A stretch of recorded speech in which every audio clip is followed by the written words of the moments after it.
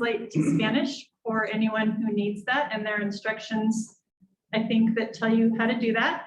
And for those in the room in person, so those in the remote world and the recording works well, we're projecting, I feel like I'm yelling, but face the blue box and make sure that you project so everyone can hear. And I would ask anyone in the remote participation land, if you do experience difficulties hearing us, use the chat to let us know and we can make adjustments. And also to those in the Zoom world, our host will mute you and whatnot. If necessary, don't be offended. That just helps the meeting move more smoothly. There is a place on the agenda for public forum. So anyone who wants to address the board during that time, you can use the chat function to let our host Jill know that. List your name and city of residence and let Jill know you would like to address the board during the public forum stage. And anyone in person who would like to address the board, there is a sign-in sheet to do so. And I think that's the housekeeping. So again, welcome everyone. And I don't have any announcements. Anybody have announcements? Okay, we're moving on to presentations. We're going to adjust the order a bit to allow Lydia Burning to get out of here a little more speedily if she so chooses. So first up is JFK Leadership, Lydia Burning. And if you could, maybe we can move a chair up closer. Thank you, Andy.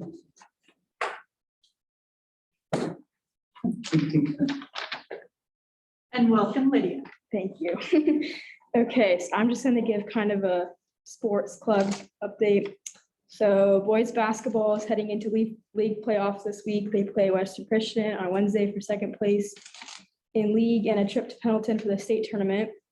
The girls basketball played hard this year. They battled several quarantines and injuries, but they had a fun season and really liked the new coach. Wrestling numbers are strong going to districts this Saturday. They'll have 18 people competing at the district tournament. The team is working toward a district championship as well as sending multiple people to state in Culver next week. Swim has just finished a good showing at districts over the weekend. Nora Brendan placed 5th in the 500 and 7th in the 200. The girls relay team placed 7th in the district and set a new school record. Cameron Miller placed 1st in both the butterfly and the backstroke and is headed to state as the first seed next week. Cheer has been cheering at the boys and girls basketball games. They had a successful halftime performance at the Western Christian game last week. Students are excited for Habitat for Humanity, and it's restarting with Mrs. Schmidtman as the advisor, and the first meeting will be tomorrow. And then FFA will be heading to district convention on Friday. They have a number of people running for district office and competing in other events. And they will also be going to state convention over spring break. And then finally, the prom committee is starting to plan prom for this year in April, and they're meeting tomorrow. So should have updates after that. Thank you, Lydia. And what role do you hold that allows you to have, that responsibility to speak before us? Oh, I'm ASB president. So Great. Does anybody have questions or comments for Lydia? Sounds like they're doing great. Yeah, thank you so much. all right, thank you. And now we have a presentation from Piper Sandler and Company for Go Bond 101. Rachel, if you want to make the introduction. Certainly. So we have been working with Lauren McMillan, and she is here this evening to present some basic information about trying to break down the complexities of bonds. And I have found her information and her assistance to be very helpful. So I'm going to turn it over to Lauren. Hello, Lauren. I'll unmute. Hi, Rachel. Thank you. I do have my presentation to share, so I'll see if this works. Yes, we can see your slides. Okay, great. Well, thanks for inviting me to speak with all of you folks tonight. So I do have some good background information about general obligation bonds or GO bonds, as the district is, starting to talk about this more and exploring a potential authorization for the November election. So just some background on me to start. I've been working in public finance for over 15 years, over 12 of those years in Oregon. And I did work with the district on their last general obligation bond issue as well. So I'm excited to be back and speaking with you again. Please do feel free to interrupt me throughout. I'm happy to keep this informal. If you have questions, please feel free to speak up. So it can be a bit dense. I do have a lot of materials. I know that I think we're going to try and keep this within 30 minutes. So I may not get to everything, but at least you'll have access to the information and can always follow up with me with questions. Let me get my setup up here. Okay, here we go. So general obligation bonds, generally, it's just basically a fancy word for a loan to pay for capital projects. But there are a few hoops to jump through. General obligation bonds can only be issued by municipalities. So that's school districts, cities, state agencies, and the like. Debt service is a term for the principal and the interest that you have to pay on the loan. And it is secured by a property tax levy on all properties within the issuer's boundaries. So all of the property within your school district will pay the levy rate to repay the bonds. Also secured by what's called the issuer's full faith and credit pledge, which just means that you will use any legally available revenues to pay the debt service, and it makes it a really strong credit for investors and ultimately helps you get the lowest borrowing rate. So the property tax levy it can be called unlimited because it's unlimited in the rate that can be set. The rate can go as high as it needs to be in order to generate enough revenues for you to pay that debt service. But it has to be used on those debt service payments. You can't arbitrarily levy more, use some to pay debt service and then have some left over to pay for other things. All of the collections have to be used on the debt service for the bonds. And of course, if this all sounds too good to be true, the issue is the general obligation bond authorization does have to be approved by voters. So you can't just go out and issue GO bonds just because you'd like to get a project done. You'll have to get that voter approval first. So your district specifically, the last authorization was approved at the November 2013 election, just over 405,000, and it funded a variety of different improvements at all of your schools, district facilities, and then the bonds itself were all sold in 2014. So we did have essentially what's known as 3 series for that authorization, but they were all sold at once in 2014. There's just a couple of different types of bonds that were sold. And those still are outstanding until 2031. And because of that, kind of knowing where your current outstanding bonds are informs the structure and what the picture looks like for the next borrowing. So this is a visual depiction of your levy rate. The dark gray bars are the actual bond rates that have been set back through 2002.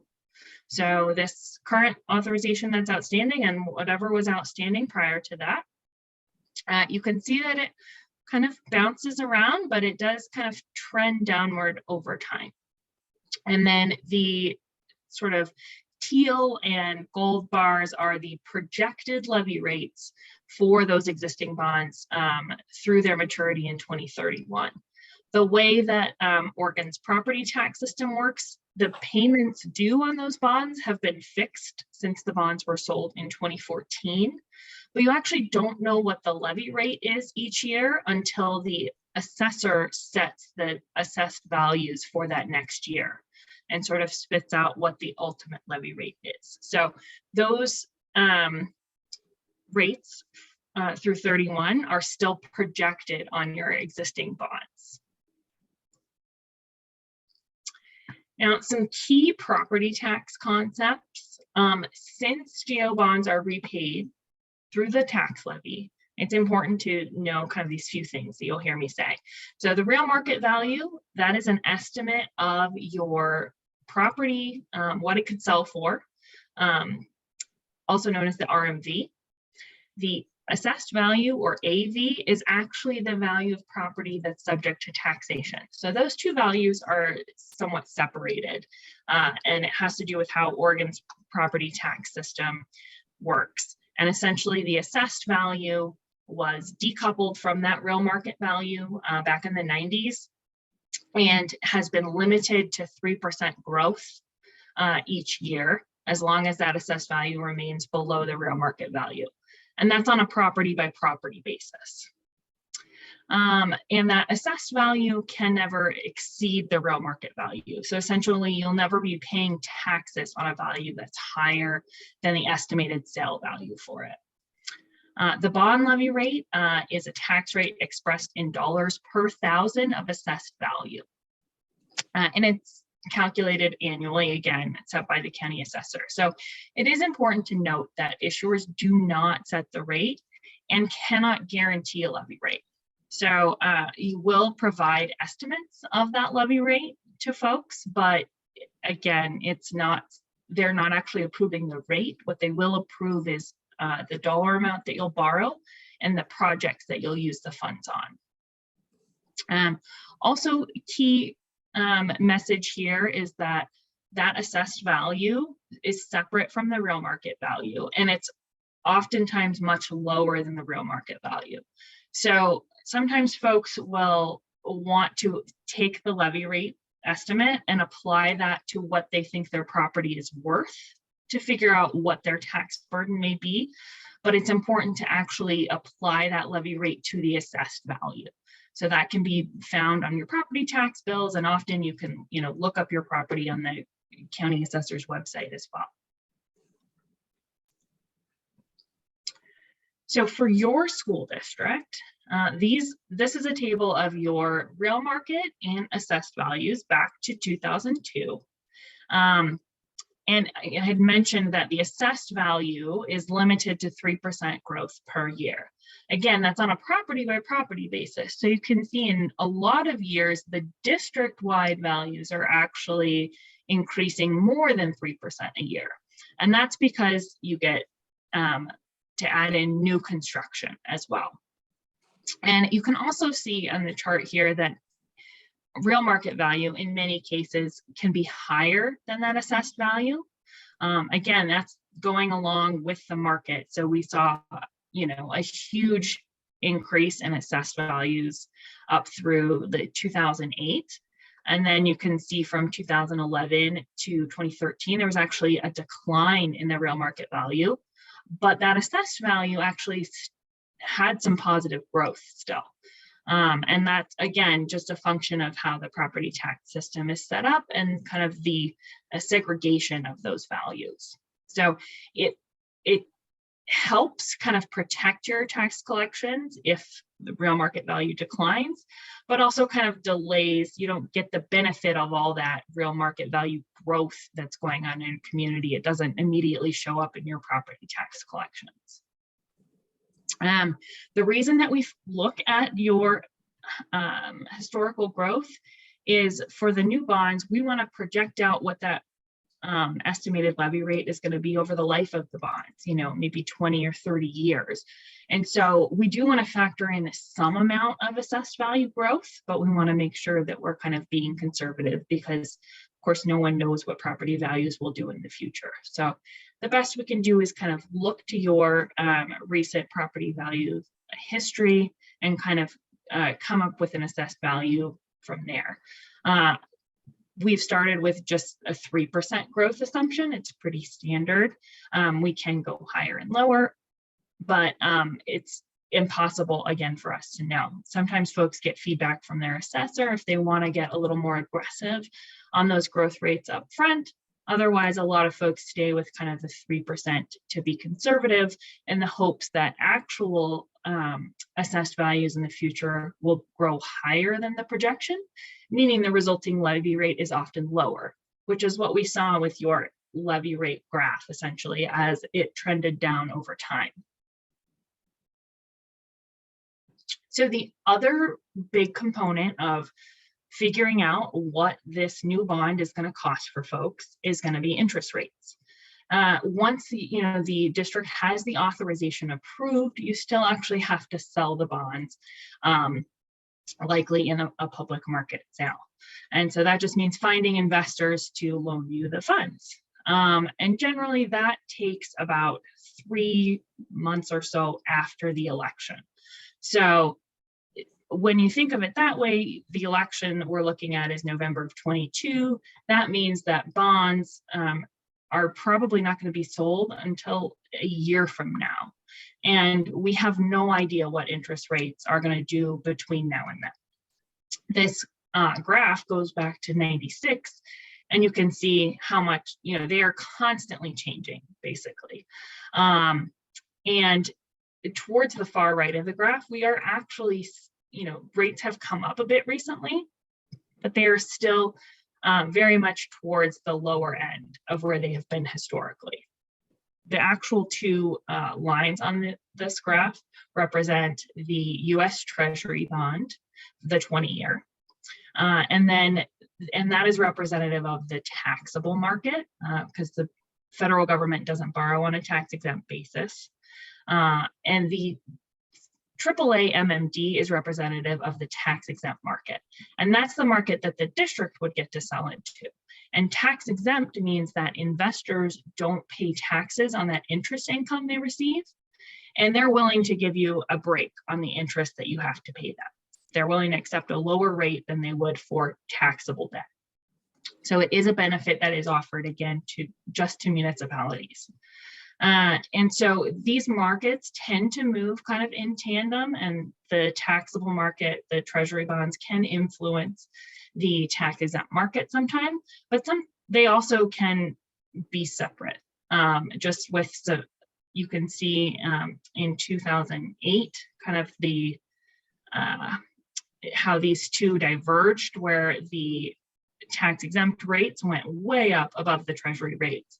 And that was just because of the all of the issues with the 2008 sort of bubble bursting, and there was a huge flight to quality where investors didn't really trust much of anything other than treasury bonds.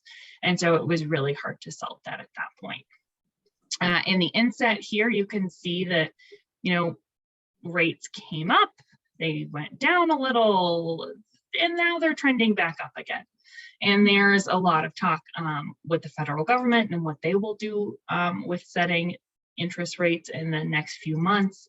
And basically, I think over the last 2 years, people have been saying rates are going up, we just don't know when, and we don't know by how much. So that is something that is kind of hard when you're projecting out these levy rates, and you want to be sure that you don't get down the road and the interest rates have gone up. So we include a cushion over current interest rates to account for some of that future volatility between now and when the interest rates are sold. Again, you would lock your interest rate when the bonds are sold, usually a few months after the authorization is approved. So this slide is very overwhelming. I had a call with Rachel and Christy to kind of go through these numbers initially, and we all agreed there is a lot going on this page. So I'm going to give you a brief overview. We're going to look at some of the detail for each of these scenarios, and then we're going to come back to this at the end, and it might make a little more sense. So basically, Rachel approached me to say that the district has, is wrapping up their facilities assessment and long-range facility plan. And there are some different borrowing amounts kind of floating out there for the different projects that you may ask voters to approve. And within those borrowing amounts, there's basically an infinite number of scenarios we could run in different structures. But what we landed on, we even narrowed it down, from other things, we still ended up with these 7 scenarios. So basically we looked at 4 different borrowing amounts, 4 million, 7 million, 14 million, and 18 million. And for most of those amounts, the larger amounts, we looked at 2 different terms, 20 years and 30 years. For the smallest amount, the 4 million, we only looked at a 20-year term because it really doesn't benefit you to stretch that out over 30 years. And the amounts that I'm referring to are just the bond amount that you would borrow for. The district would also be eligible for a $4 million Awesome grant from the state, which would be on top of these amounts. So a $4 million bond would essentially be for an $8 million project. Okay. I'm going to dig into the details here. And again, we'll come back to that page. So for the projected levy rates, this is for the $4 million or a $7 million issue. You can see this graph might look familiar, hopefully. We start with the base of what is your existing levy rate. Again, that's now these light gray bars, the projected levy rate for your existing debt. And we have to figure out how to layer on the new bonds on top of that. And, given that your existing debt is outstanding until 2031, and the levy rate is projected to be pretty steady on that, that means that just about anything that you do is going to be an increase over what the current levy rate is. Now, there is the possibility of deferring payments on the bonds, that theoretically the district could defer payments until after 2031. But it's definitely, it's a lot more expensive to do it all that way. And it's not viewed very positively from a credit perspective, meaning, investors and also rating agencies just may look a little more negatively on that if the district essentially doesn't want to make any payments until 2032. But it is theoretically possible. The benefit there, of course, is you do pay more in total interest costs, but you are able to keep that levy rate lower up front, which may be more important to your voters. So it is definitely a trade-off. So with the $4 million scenario, to start, we just wanted to see essentially, if we layered it on and we didn't do anything fancy, what would the resulting levy rate be? And you can see it's, let me go back here, about $3.71 for that $4 million scenario. And when the existing bonds pay off, it opens up this very large step. And that can actually be nice from a future borrowing perspective. It does give the district an opportunity in 2031 to go back to voters and potentially ask for another bond and be in a different position than where you are now, where the levy rate is not projected to increase. So there is an element of, what do you need now? How does that impact what your projects are? And what are the district's needs down the road as well? So for the $7 million scenarios, we ran Similar structure, so 20 years. You can see the levy rate here is a bit higher. It's over $4. Again, it has a nice big drop here. We were also asked to look at 30-year term. Unfortunately, you know, in the $7 million scenario, really, it doesn't benefit you up front. You still have an increase in the levy rate. We're over $4. It really just lengthens out that tail here and creates a larger step. But for some of the larger amounts that you're looking at, it could be helpful. So for 14 million, these look slightly different. In this case, the 20 years for 14 million, we were able to level out the projected levy rate over that entire 20-year period. So it comes in just under $4. So it's actually below the rate that we looked at on the $7 million scenario, which you may be saying that makes 0 sense, right? Well, it's because we're able to fill in all of the bars here and not have a step. We are employing the use of what's called deferred interest bonds. So you do a mix of current interest bonds, which start paying interest to the investor immediately. Every 6 months, you pay interest out to them. And then you can also sell some as deferred interest bonds, and those bonds don't actually pay the investor anything until they mature. And so we can kind of use those two together to create this structure here. Again, the trade-off is those deferred interest bonds are more expensive, and we'll see that illustrated in that summary table when we come back to that. The $14 million scenario for 30 years, we've essentially shown if you're going to lengthen it to 30 years, it doesn't really work to do it the same level for over 30 years because you'd end up essentially down here, either at or below where your existing levy rate is, which you certainly could do, but again, more expensive. So one potential option would be to have a bit of an increase and then again, creating that step for potential future offering. And a similar type structure for an $18 million borrowing for 20 and 30 years. You can see the 20 years, it's the same projected levy rate, and it's getting quite high. Let me see, it's up to about 466 up here, or 465 for the life of the borrowing. And for the 18 million over 30 years, again, we've built in a slight step here. So you're able to kind of keep it lower.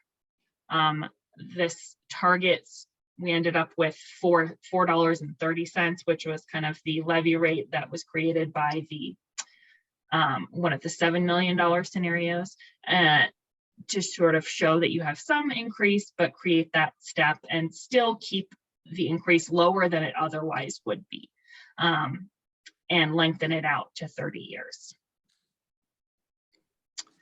So I know this is really hard to see. It's even hard for me on my little screen that I have here.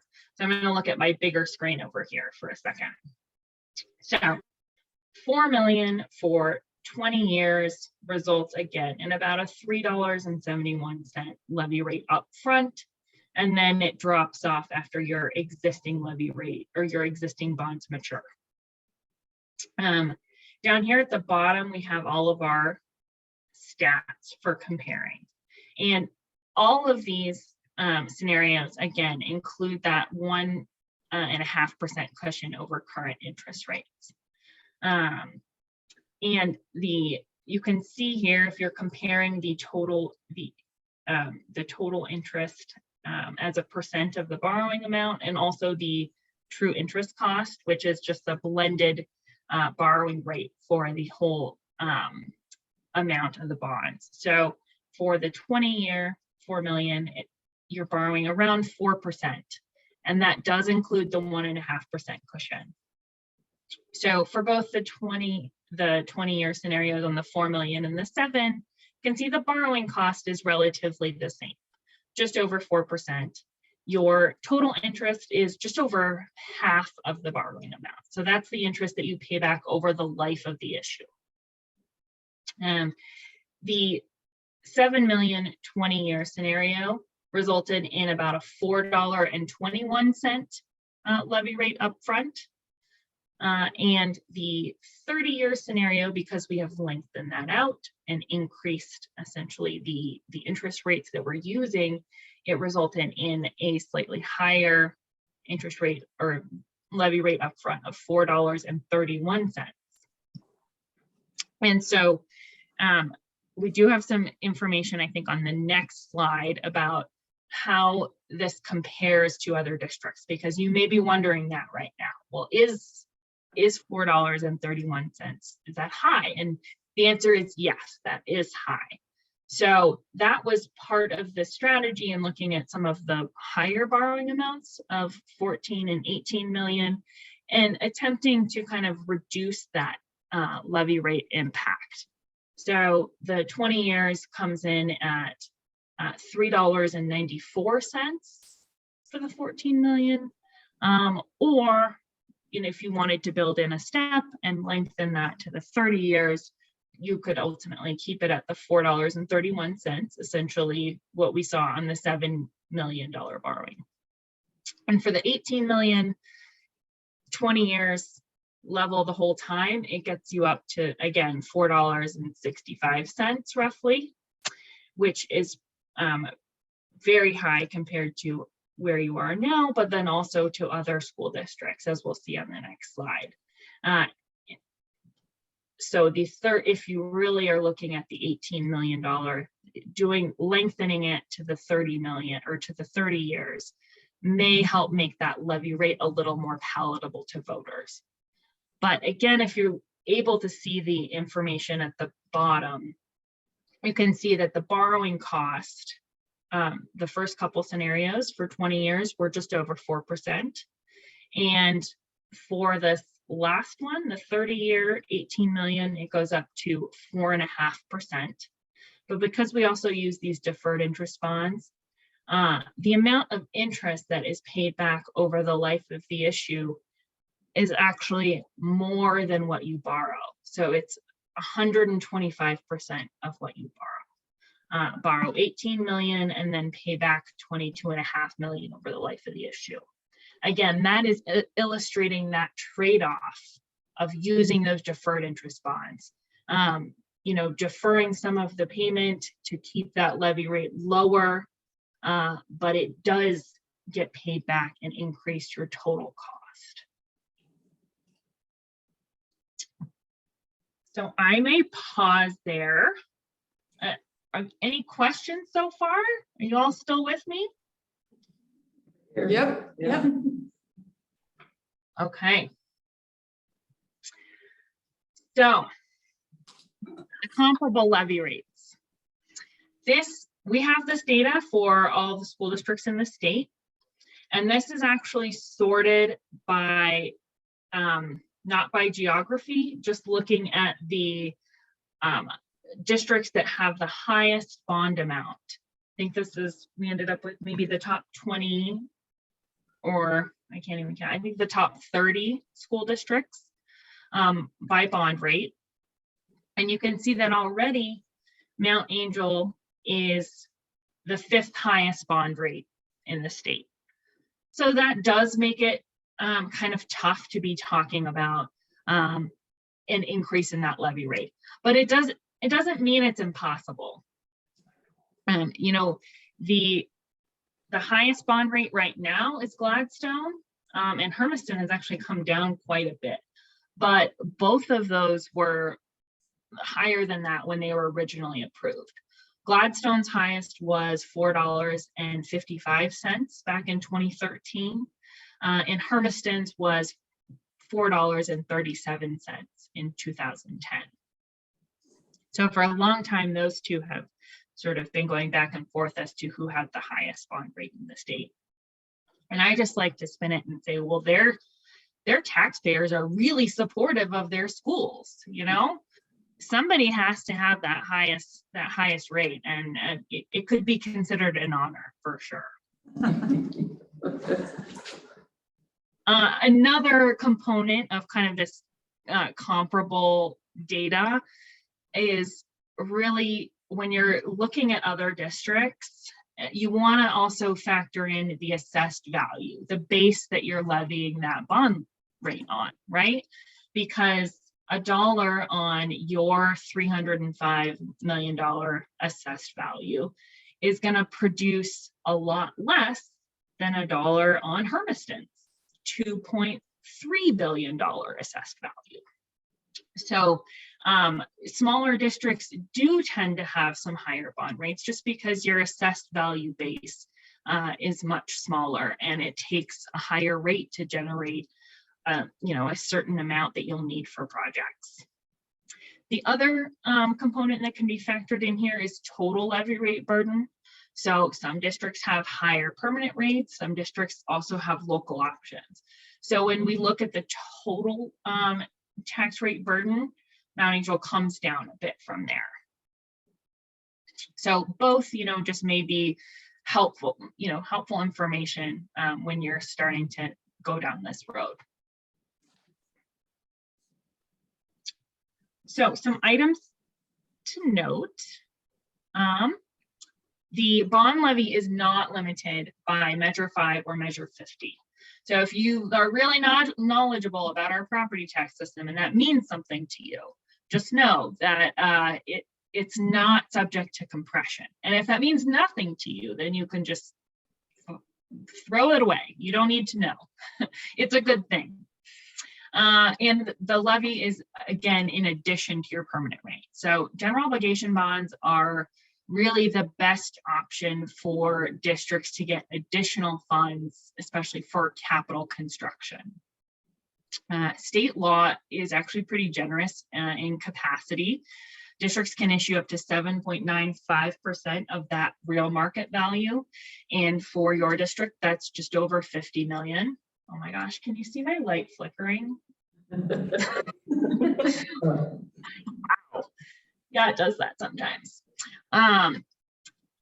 You do have 4 chances technically to go to the voters each year, but most districts only go November or May because they are not subject to double majority. And actually the Awesome grant is tied to the election cycle and it's only available in November and May. The ballot title that the district will work up asks voters to approve, again, an amount to borrow, the use of proceeds, and it sets a maximum years to maturity, basically your borrowing term. The estimate of the levy rate is generally included in that ballot title, but again, they're not approving that rate and it's not a guarantee of that rate. For folks that may not be familiar with what the ballot title looks like, it's a very prescribed format. You have word limits in the various sections. You'll have essentially a short caption, a slightly longer question, and then in the summary is really where you can get into what are the projects that you're going to use the funds on.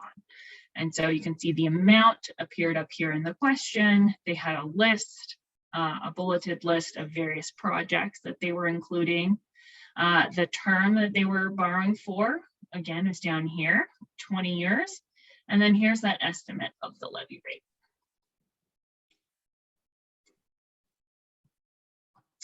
So use of proceeds, the state definition of what you can use GO bonds on was, amended, ages ago now, but it's very flexible, essentially capital costs with a useful life of 1 year or more.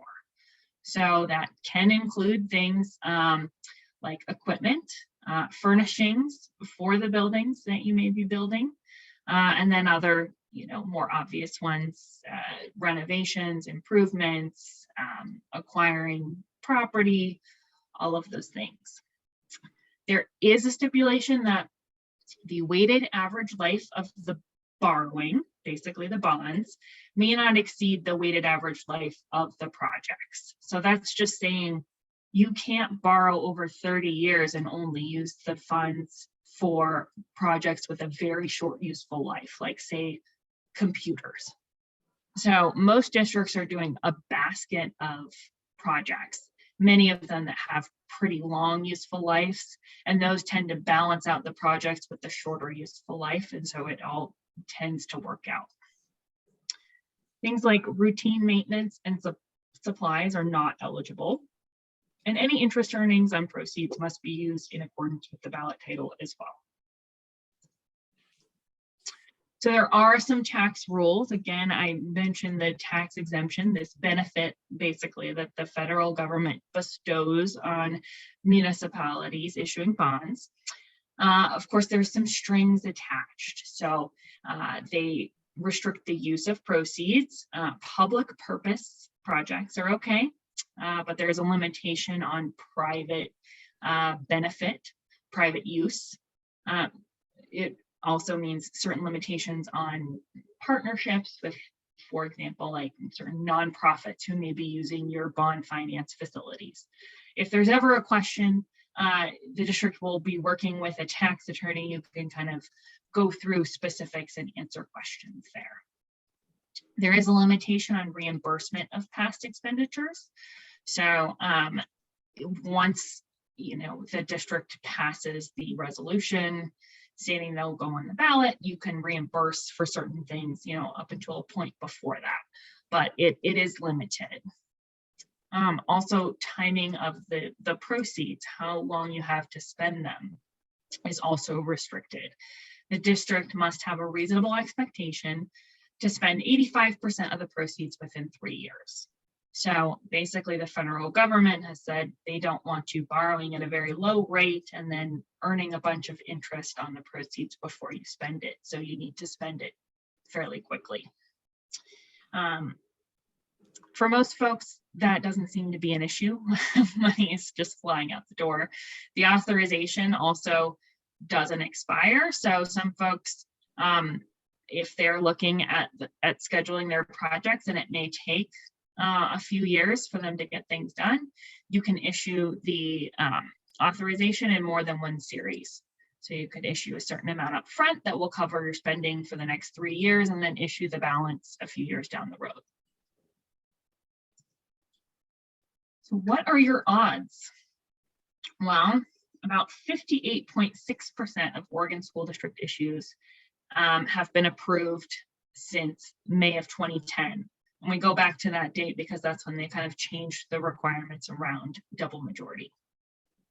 So it does on the surface look like there's a slightly better chance for May elections. The approval rate has been just over 61% for May elections, and it's slightly lower at 55.7% for November.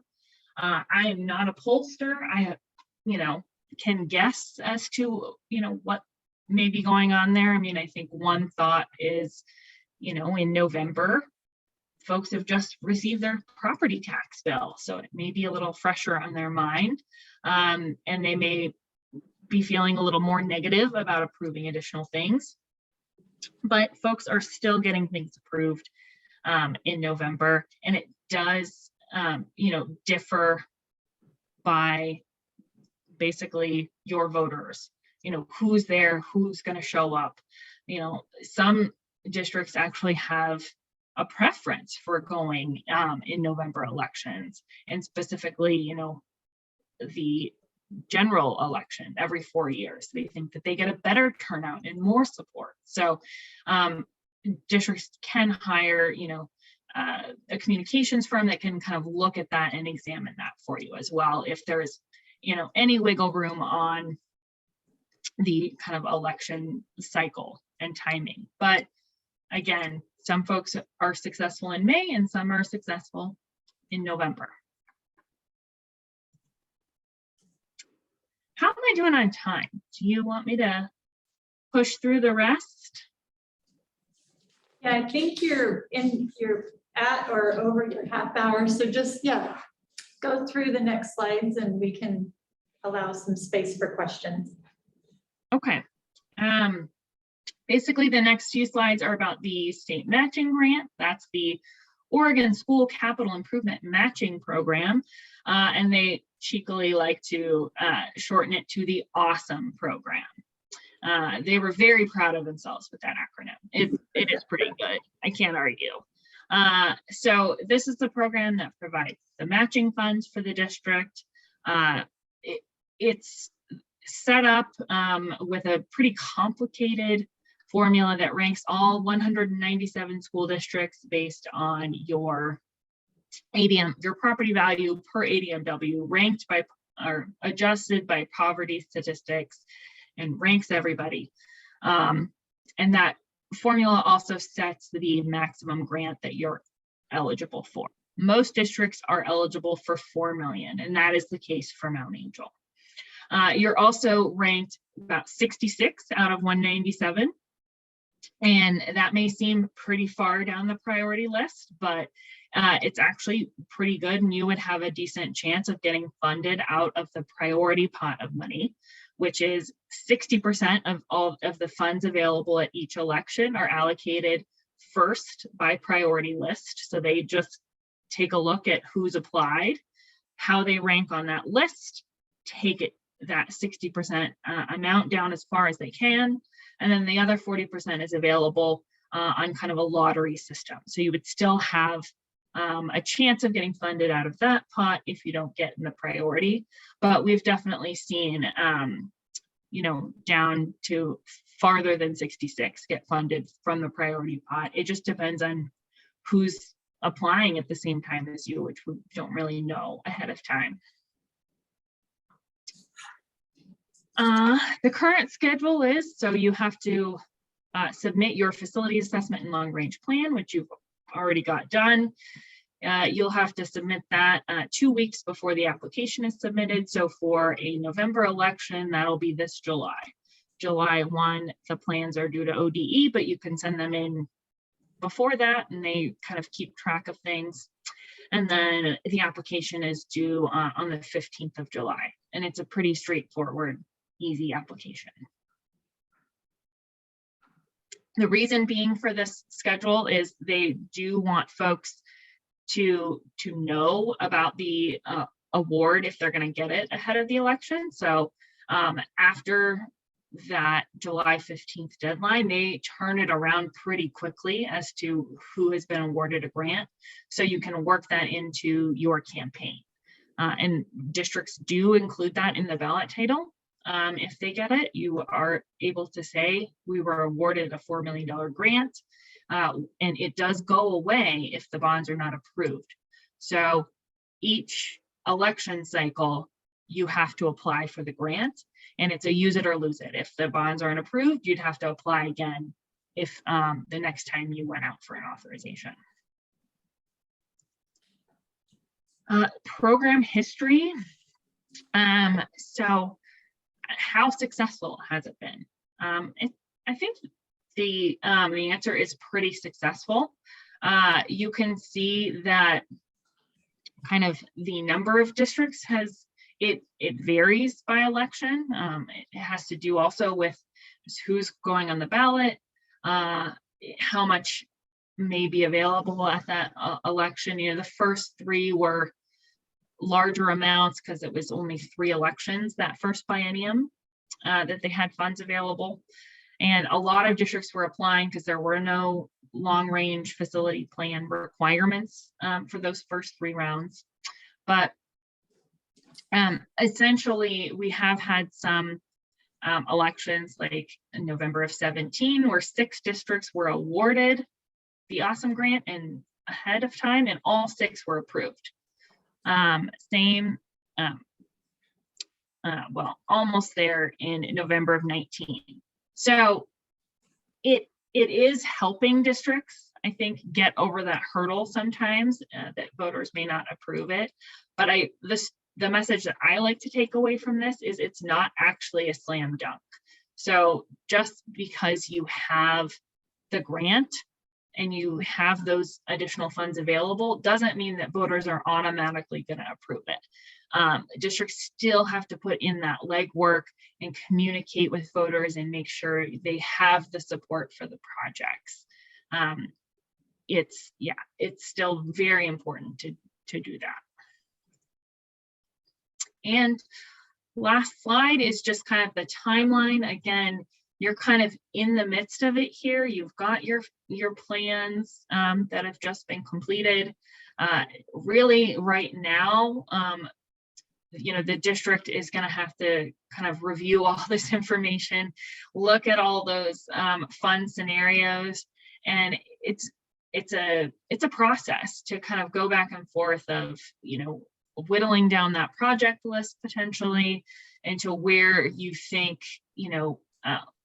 a structure that is going to be successful with voters. Kind of where is that levy rate target? Where's that sweet spot of levy rate and projects that voters may support? And this summer, again, July is when you'll need to kind of go through that approval process for the Awesome Grant. And then by August 20th is when the form of ballot title is going to need to be submitted to the county.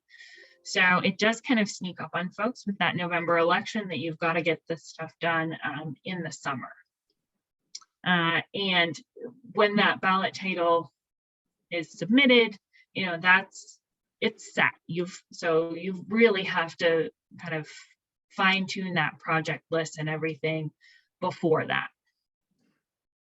And then after the November election, again, most districts will sell bonds the following January or February or March of 2023.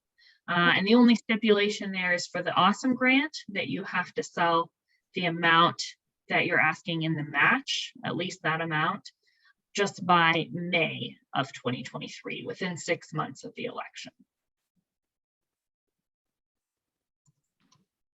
Oops. And that was all I had. Do board members have questions? That was very Yeah. thorough, and appreciate it very much, the information. So we have a lot to ponder. So thank you. Lauren, thank you.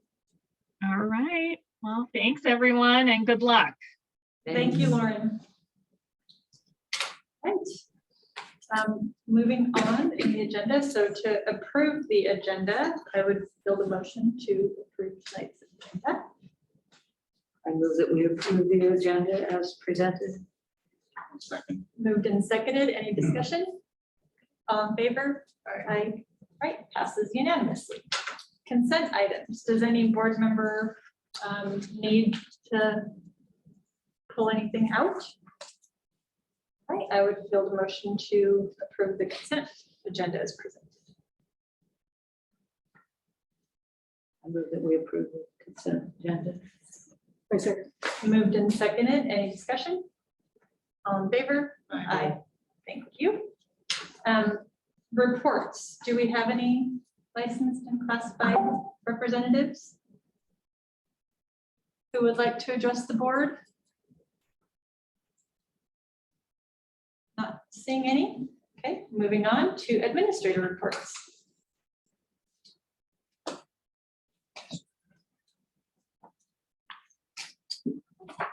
Why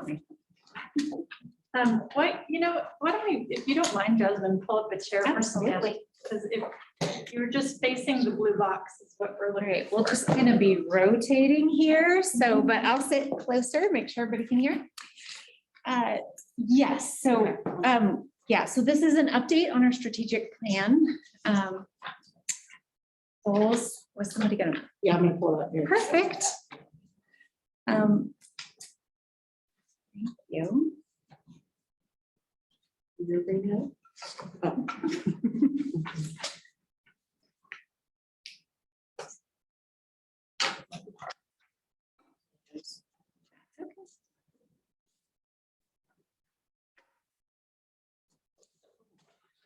Yeah.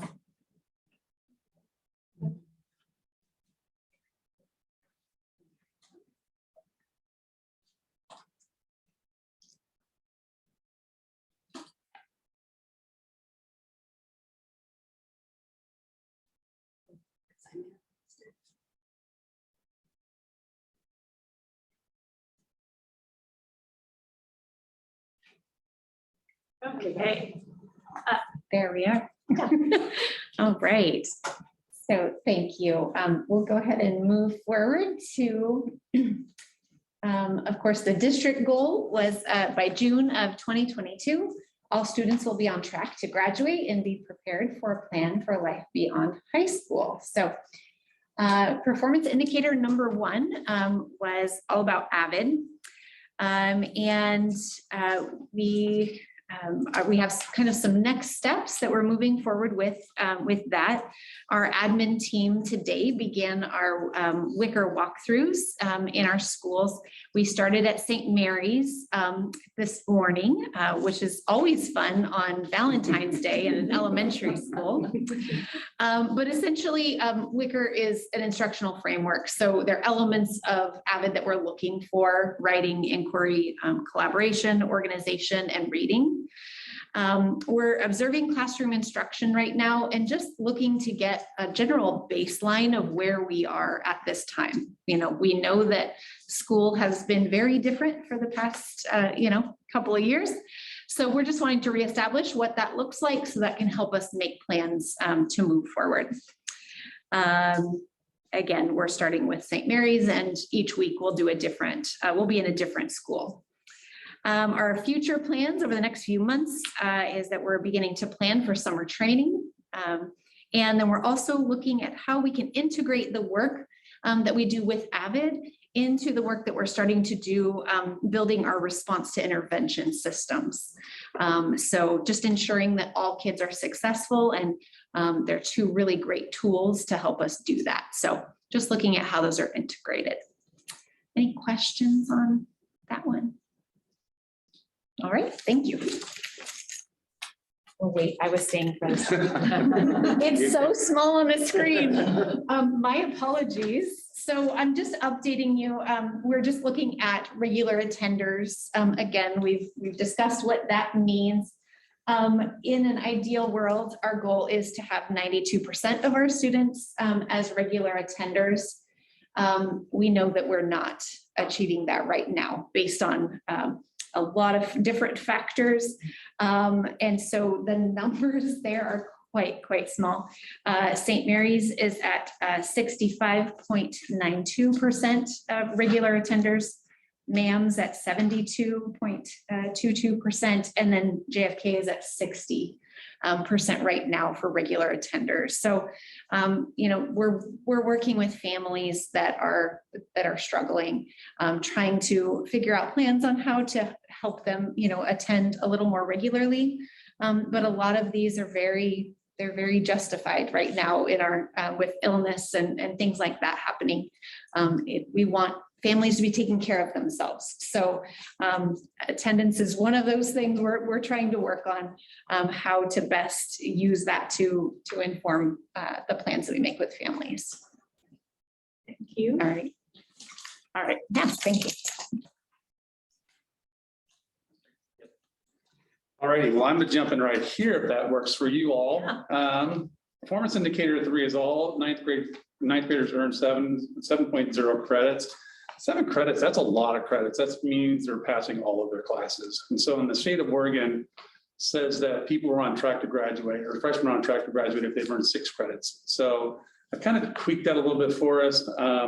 So as you'll see there, our current enrollment at JFK for our freshman group is up to 50, which is exciting.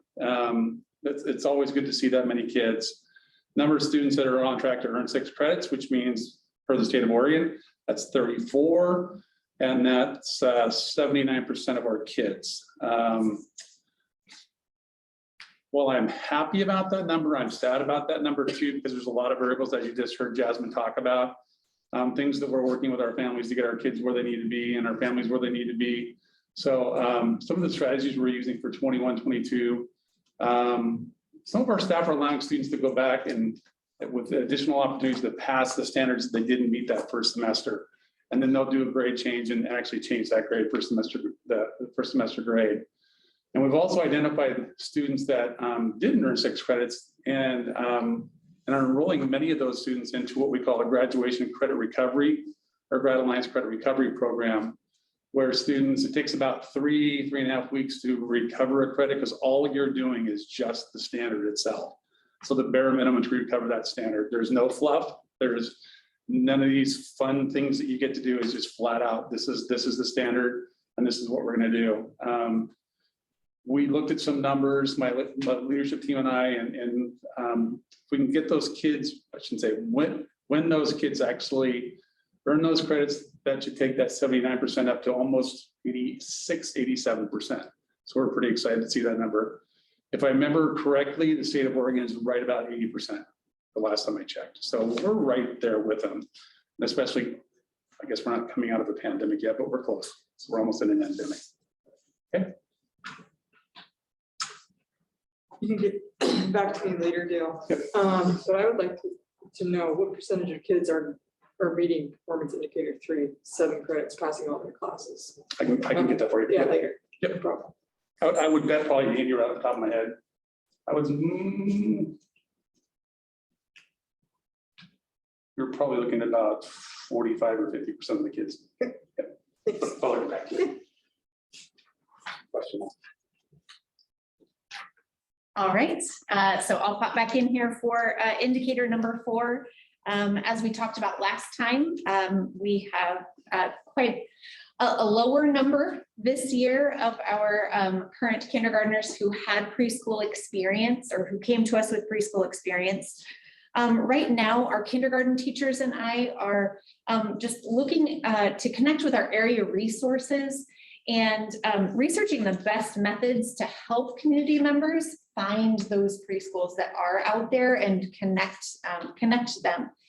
We feel like some of the communication pathways are clear and others seems like you need to know how to navigate the system just a little bit. So we're just trying to figure out the best way to make that information readily available to our families and be able to get it, kind of push it out to them as well to encourage them to enroll in preschool, when that's appropriate. Any questions about that? In a normal, Right. non-COVID year, you would say roughly how many kids? Our numbers are generally 60 to 70%. So this is quite low. Yeah. Yeah. Yeah. Right, thanks. Number 7 already. Holy cow. Okay, so all high school students will earn a minimum of 6 CTE credits, career and technical education credits upon graduating. I did it a little bit different this year. Sorry, again. No, you're good. I did a little bit different this year because I just did this class. In years past, I've done all 4 of the classes, but I wanted to focus on this class because it talks about ending high school upon graduation. So right now, at the end of the first semester, from 0 to 2.5 credits, we've got 12 kids, 3.0 to 5.55, and these are CTE credits, 15, and then 6+ credits, because we actually had some students that actually have more than 6. We've got 4. And so what we have projected by the end of the year, you'll see the numbers move a little bit. We've actually got, we go down to 10 in that 2.5 category, the first category. We go down to 14 in that 3.0, 5.5 category, and we actually go up to 7. It's not all, it's 7 out of 31, which is quite a difference in number, if you will. There's a lot of reasons for this. The last couple of years, we've actually had to move some teachers around, which actually took away some of our CTE courses. As an example, Mr. Morrissey used to teach OPC, which is a CTE course, which he doesn't anymore because he's teaching math. So there's been some areas that we've had to move some folks around, which has caused some issues with kids being able to get those additional credits. So we also have, of the 31 kids that are there, you see 4 of them are exchange students. So that also impacts us as well. But 7 is not close to, it'd be 27, right? So that would not be, it's not very close, but we're working on it. Questions? Thank you. Well, I get the fun one. I get performance indicator number 8. All students will participate in at least one school or community activity, club, or sport each year. You guys still see the fall participation numbers. The winter ones actually did increase. Last time I reported to you, boys basketball was at 24. We actually ended up at 33 total players. So we have quite a big 7th grade team right now that we're getting extra games and extra quarters with to try to get all students involved. We've only had about 20 students fill out the intent to participate in spring sports, but you can see those early numbers. We hope to push that out in advisories this week to get a better indication of just who is looking to participate on average, probably around 70 in track. And then in like last year, we weren't able to actually have softball, just not a lot of interest when we even opened up to 6th graders, but you can see right now we have 5 already just in 7th, 8th out of those 20 responses. So my hope is that we'll have all 3 spring sports running and running successfully. I don't know if you want to add anything on spring sports for JFK. And that's just winter sports participation. It's interesting because the numbers, when I crunch them, 40% or 47% of our kids are actually involved in winter sports, which is phenomenal. 47% does not include clubs. We haven't been doing much in clubs this year, just based on how we can do it or what we can do it. We heard a little bit ago that we're bringing back Habitat for Humanity, which is a great thing to do. Clubs are meeting periodically, but that number there that you saw, 47%, does not include club participation as well. So it's going to be higher. Great. Any questions on indicator 8 before we get 9? Well, state testing is just around the corner. And so for this particular report, we wanted to go ahead and just show you guys some tentative testing dates. So you can see there for MAMS and JFK, when we hope to start ELA math and science testing at the middle school, and then ELA and math at the high school. I didn't know if you guys had an idea right off the bat. Let's see, after spring break. After spring break for the elementary, as far as SBAC testing is concerned. And then ELPA testing, we hope to be able to complete prior to spring break for both MAMS and all 3 schools, actually. So. Speaking of testing, this is the time period of the year where lots and lots of testing happens. You've got ELPA testing, as Jared was talking about, SBAC testing, but we also throw in their AP testing in the first part of May. So there's lots and lots of things happening the second time of year when it comes to testing. Okay, well, this is the big district indicator, right? Which is by June of 2022, that's this year. All students will be on track to graduate and be prepared with a plan for life beyond high school. We've done a lot of work with that plan beyond high school. But let's take a look at the numbers right now. At the tail end of a pandemic, and I'm somewhat optimistic about the numbers. I'm not happy necessarily about them, but I'm optimistic. So the class of 2022, we've got about 89% of our kids on track to graduate. That includes a couple of kids that are, let's get there, that are in Grad Alliance right now who will finish. I know that's going to happen. And then we also have a GED student who finished.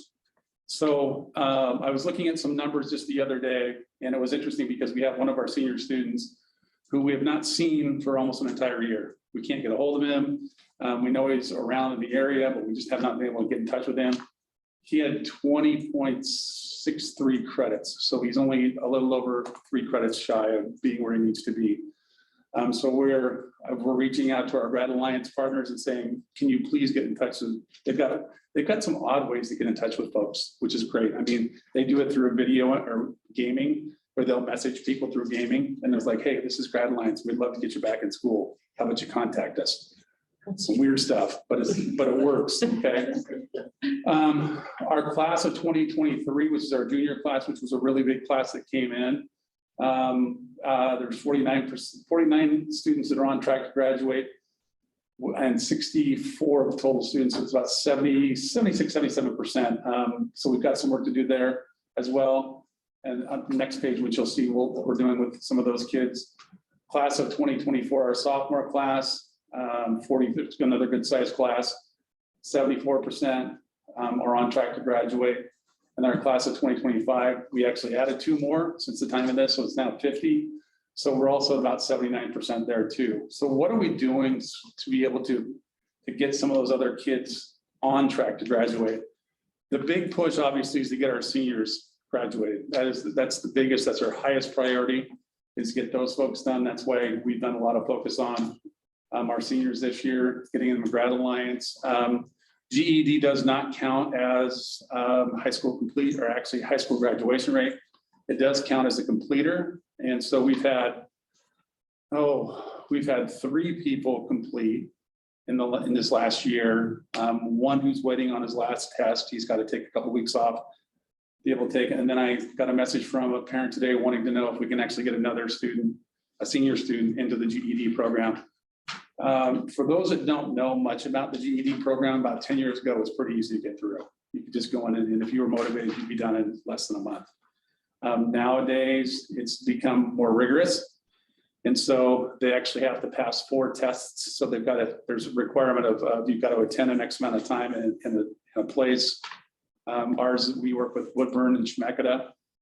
And it just takes time. They've got to get that practice. They take practice tests and all that. So it's unfortunate that GEDs don't count towards graduation, because that would really help our graduation rate this coming year.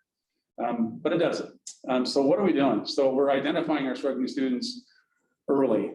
As an example, this year we identified our seniors early on and got them involved in Graduation Alliance classes to get them where they need to be. And we're going to be, this is going to be super successful.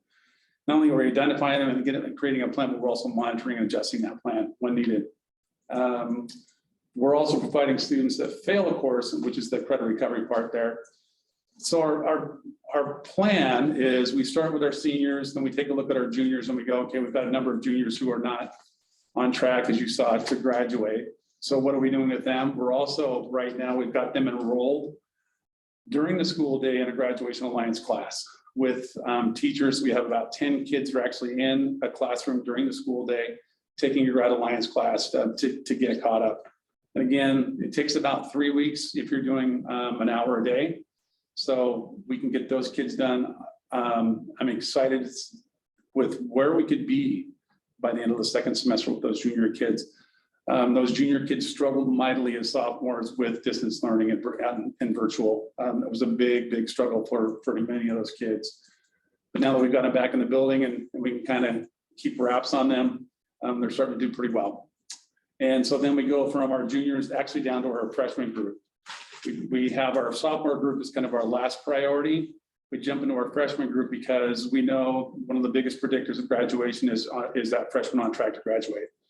So we're also right now taking kids, doesn't sound like it's much fun, and I apologize if it is, but it's taking some kids out of their elective class that they enjoy to get them in a Graduation Alliance class, to get them caught up and then put them back into an elective class. So there's some incentive there. The quicker you get done with your Grad Alliance class or classes, the quicker you get back into your elective classes.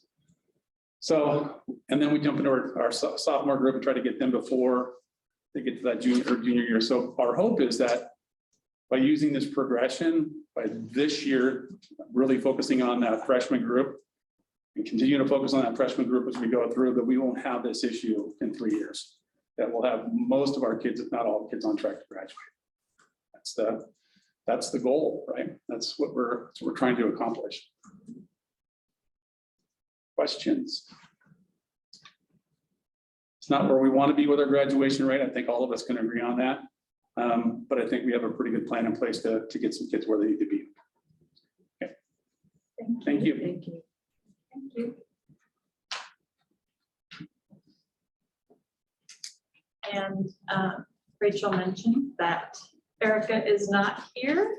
Do you want to present? I have tucked it into my superintendent Okay, report. perfect. There you go. So budget report is next. So Christie.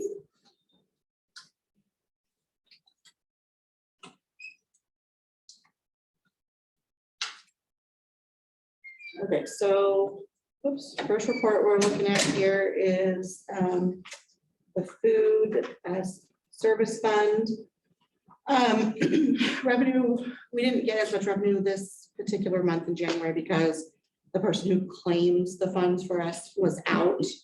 And so we will get double payment in February essentially. So that's why that number for revenue is a little bit less. The federal reimbursement just, we weren't able to collect it this month. So it'll come next month. But we're still on track for that. Whoops, oh goodness. And sorry. Let me go back up here. And then for expenditures, total expenditures for January is 33,717. So again, we're just right on track. Our month-end fund balance is showing lower. Again, that's just because of that lack of revenue. If we had gotten that in, then it would be consistent with what we've been seeing. Any questions on the launch one? Okay. And then for the general fund, I wasn't here in January, but I know that you guys saw the report about the transfer of the taxes. So you can see here in January how that all ironed out. And so the total that we've collected so far in taxes is, a little less than 1.3 million without the projections, which is actually a little bit higher than we have been trending. So that's good news. And the common school fund, we got paid out this month. So you see the 36,568. So that's our second half of the common school fund. So we've received all of that to date. And then there is nothing that we received yet in restricted federal, which is like our ESSER. And that's just because they are so behind that we didn't see that coming until February. So all in all, our total revenues for this month was the 1.261302. And again, that's offsetting the negative amount from the month before because of the tax transfer. But we're 91% to goals, what we're projecting right now on revenue. And then expenditures, we're at 664,699, and we're about 89% to goal for expenditures. Just normal expenditures this month with regards to salaries and benefits, just a normal month. And so our projected month end fund balance for the year is 196,297. That's being conservative, not pulling much from ESSER. That's why that number is lower. Obviously, we want that number to be higher. We can work towards that if we need to, but we're trying not to use ESSER unless we ultimately have to. So, any questions on any of this? With the most recent ADM collection for the state school fund, they're down again. Off the top of my head, I think total they're down with the state of Oregon like 13,000 students. And so as a result of that, they were very conservative when they changed the per ADM calculation this last go around, because they thought those kids left to go to homeschooling and they thought they would come back. What they found is that's not necessarily the case. And so we will get a little bit of a bump per ADM again, not quite as much as the last one, but a little bit of a bump. So that will help a little bit for the rest of the year. And then we'll know first Monday in March, what our projected state school fund will be for next year. So any questions at all? Are we still projected to be around $350,000 short for the year? Or did that help? It'll help, but not a full amount, because we'll get, like I said, $100 per kid. So that's only like 60, well, actually, I should say $80,000. So yeah, we're still short. Any other questions? Yeah. Thank you, Christine. And moving on to superintendent's report.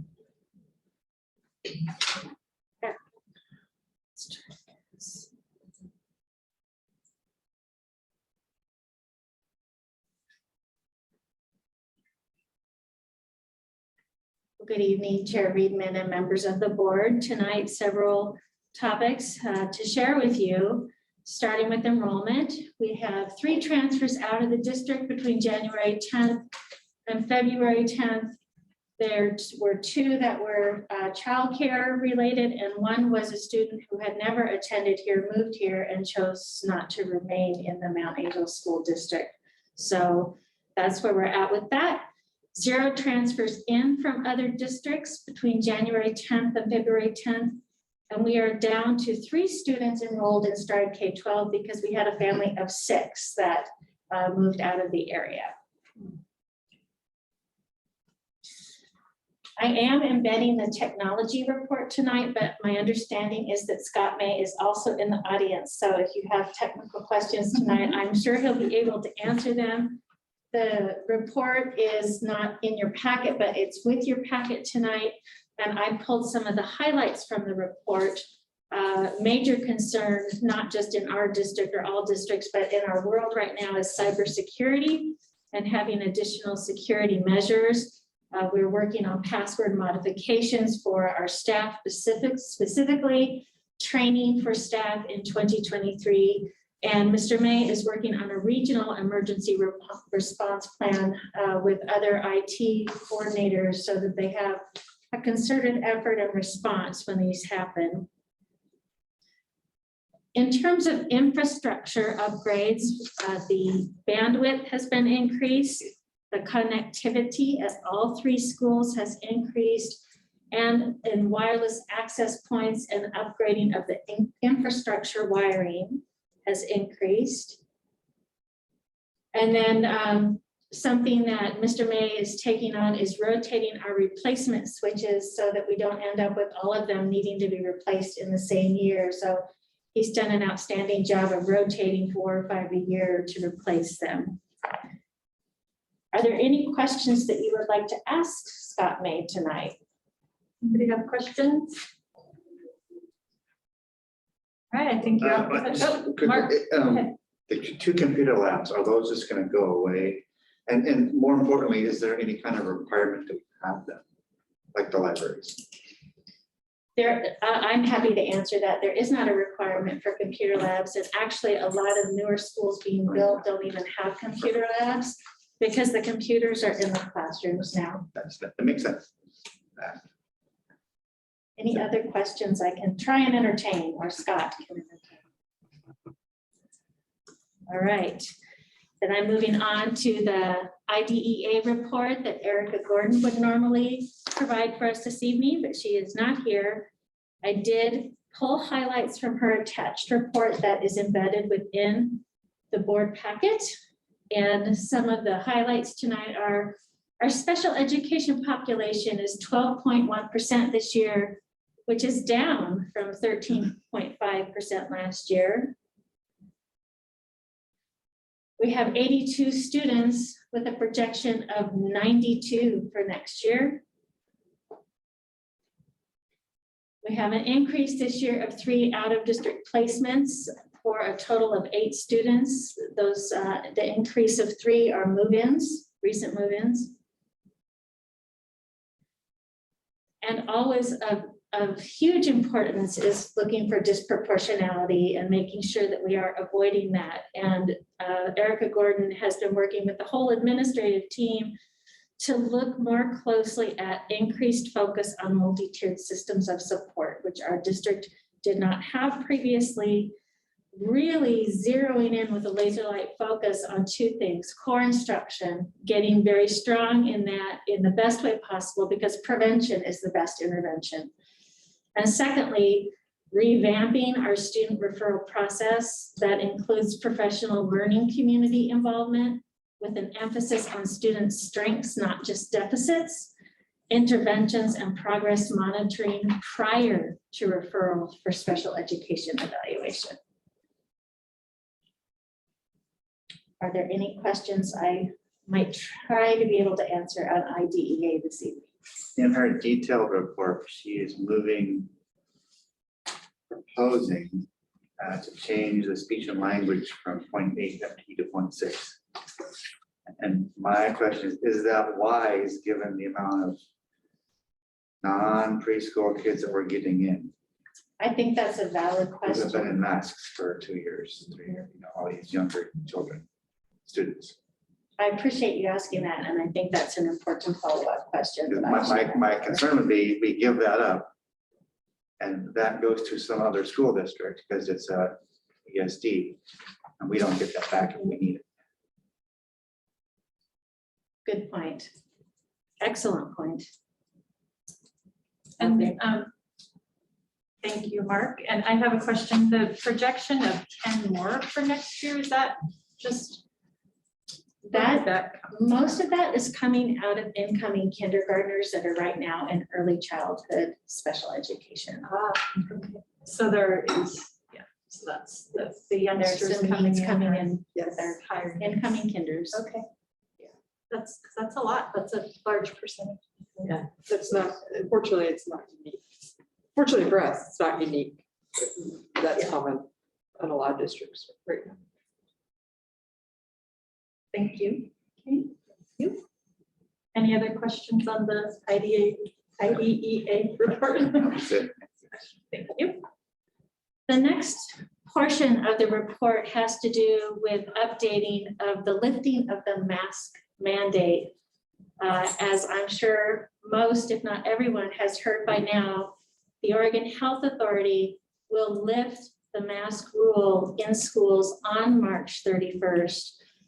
As of March 31st, the decision to require universal masking in school settings will rest with the decision makers in school districts, charter schools, private schools, and the local public health authority, or for us, the Marion County Health Department.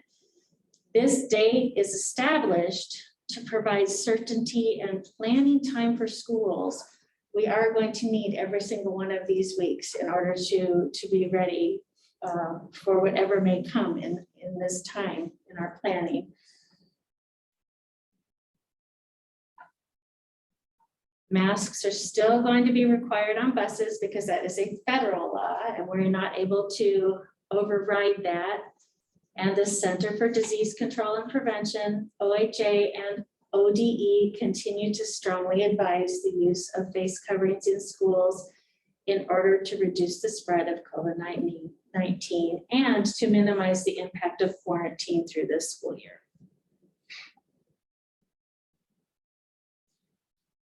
We don't have any guidance yet from the resiliency framework or the Russell framework through ODE, but a couple of things were made clear to us last week when this press release first came out. One of them being, in the absence of universal masking, schools will be required to return to using the general exposure definition of having been within 6 feet of a confirmed or presumptive COVID-19 case for 15 minutes or more within 1 day, or having been in contact with the infectious secretions of a confirmed or presumptive COVID-19 case. What this is going to mean for any district that opts to remove universal masking is that it's going to impact districts medically complex and historically underserved students, staff, and communities the hardest. It will likely result in more days out of school for unvaccinated students and staff, and more classroom and school closures due to staffing constraints.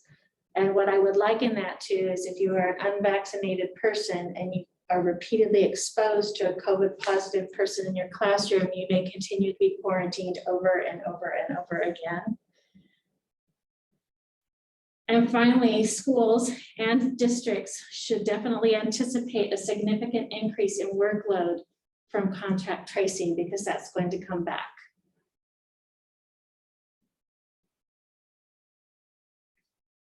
As I had mentioned, the resiliency framework guidance is not yet available. It just came out last week for the permanent mask rule that is no longer going to be in place. So we've got a bit of time to wait before we get that new guidance. And it's important to remember that with the resiliency framework and the Ready Schools, Safe Learners, that some of it is required guidance and some of it is recommended guidance, and we don't know which will be which at this time. In the absence of universal masking, schools will not be able to use the test to stay protocol to allow students and staff to attend school during a quarantine period. Diagnostic testing will remain, and it will be accessible to all schools regardless of mask use. And that's a program that families can sign up for. And general quarantine guidance for students and staff who return on day 6 of their quarantine will include the continued need to wear a well-fitted mask for days 6 through 10.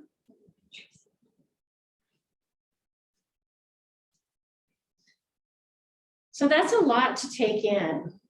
And while I'm not at a place tonight to make any decisions, I think it's important to put considerations out there for all of us, because first and foremost, we care about our children and our staff and making sure that people are safe and making sure that in-person learning is accessible to everybody. So how is it that our students are going to respond to this? And will this increase division among our students between masked and unmasked? I don't necessarily have answers to these questions I'm posing tonight, but I do think they're important to ask.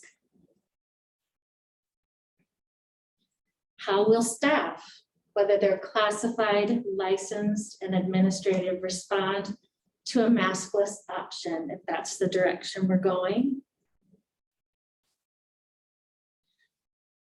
This is a big one. Is there adequate square footage in each school to maintain the required 6 feet of social distancing if masks are not worn?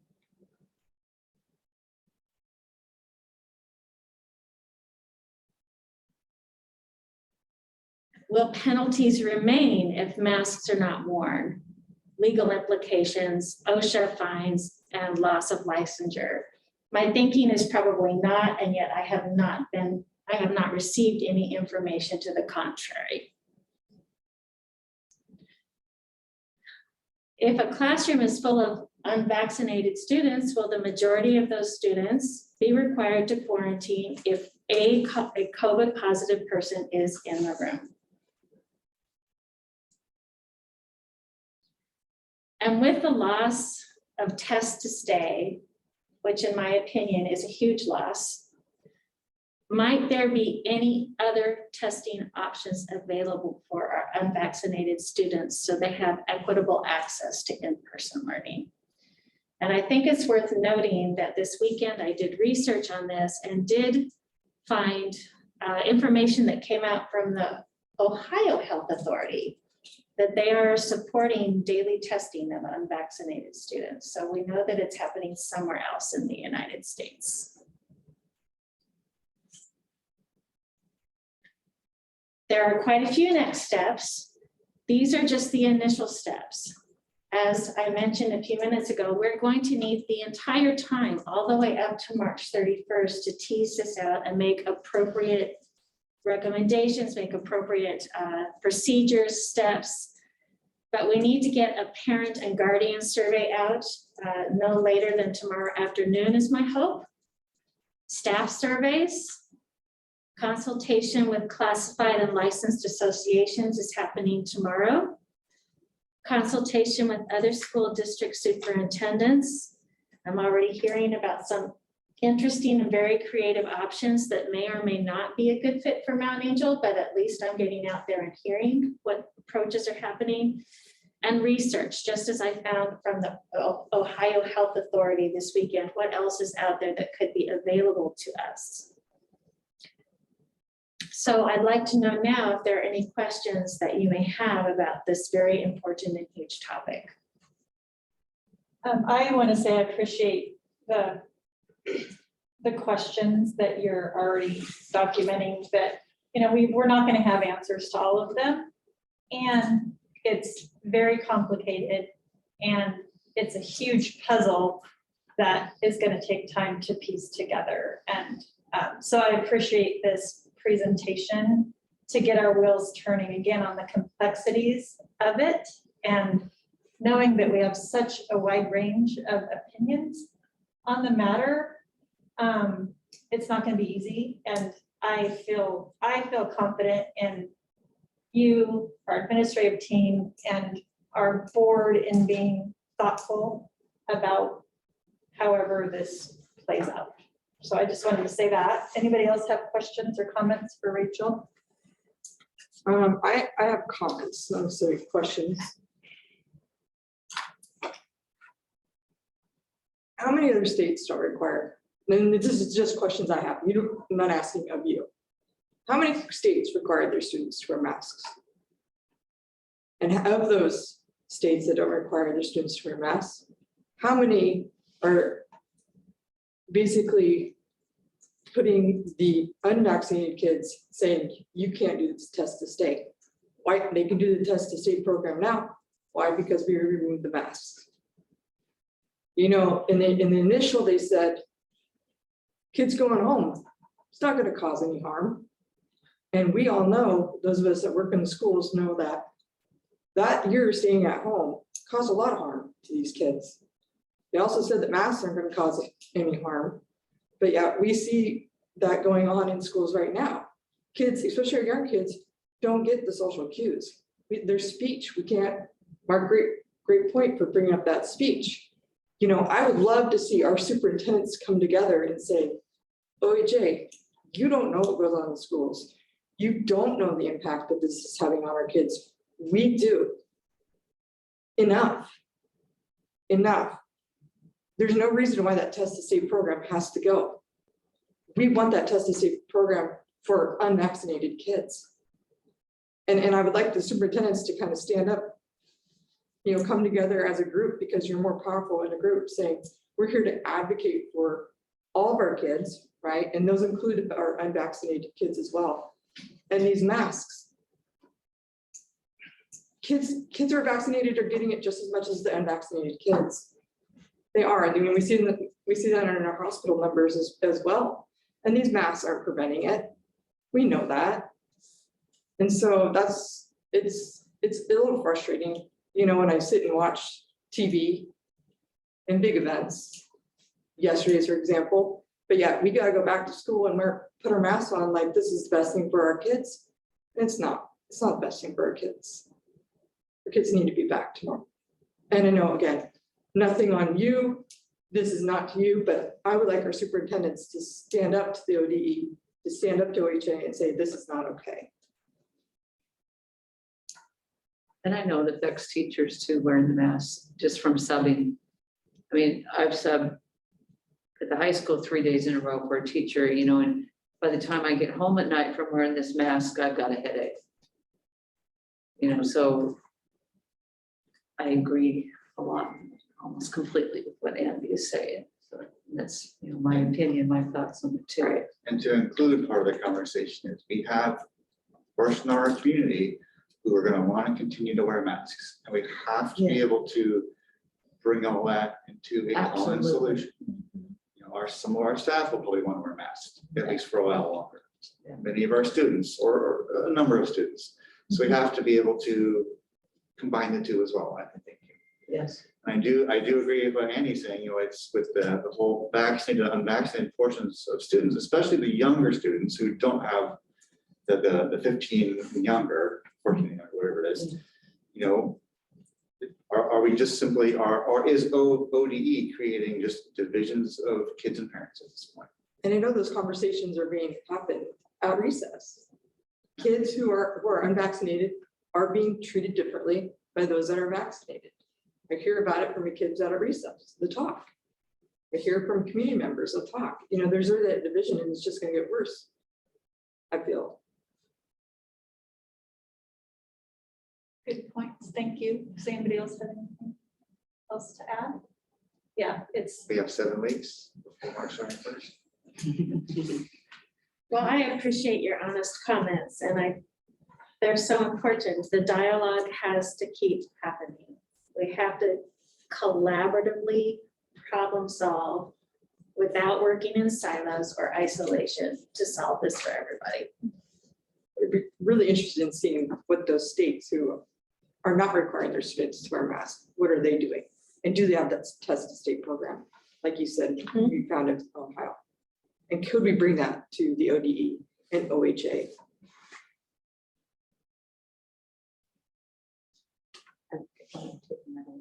It just doesn't make sense. There will certainly be an update at our March board meeting.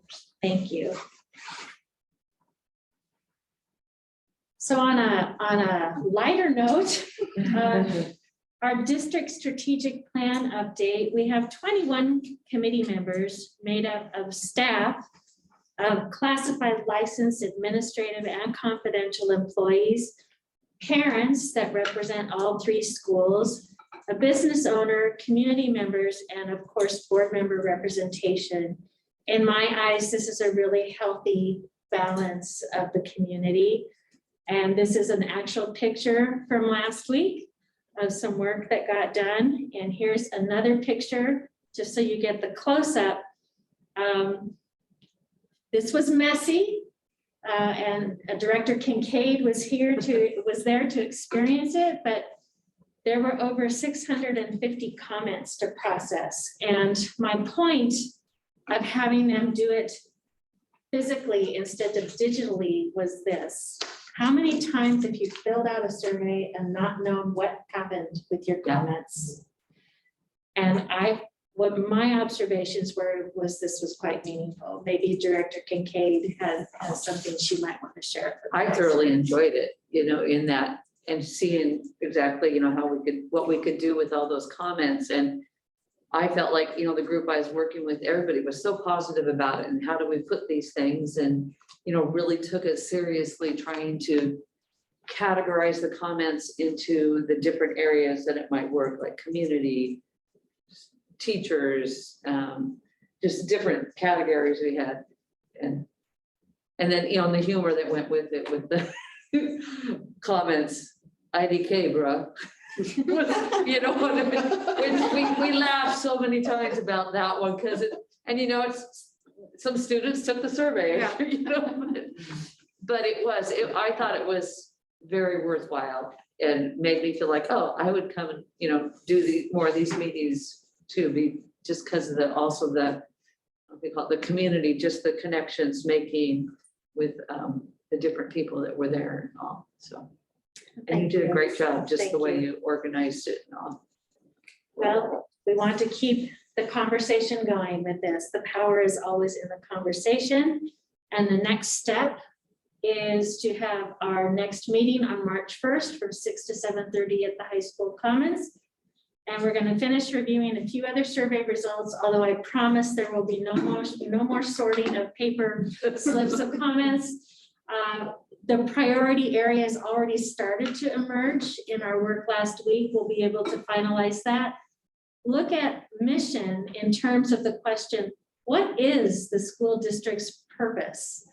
And begin looking at vision. What is our desired reality? So that is our next step. And that is my report. Thank you. Questions or comments for Rachel on her report? Any board member reports? I'm going to stand up just because we've been sitting for a bit, just FYI. Okay, so next is public forum. So anybody here in person or in the virtual world, if you would like to address the board, now is your chance. You would have 3 minutes. Is there anybody signed up? I'm going to pause for a couple seconds to allow anybody to sign up if you would like to, while I stretch.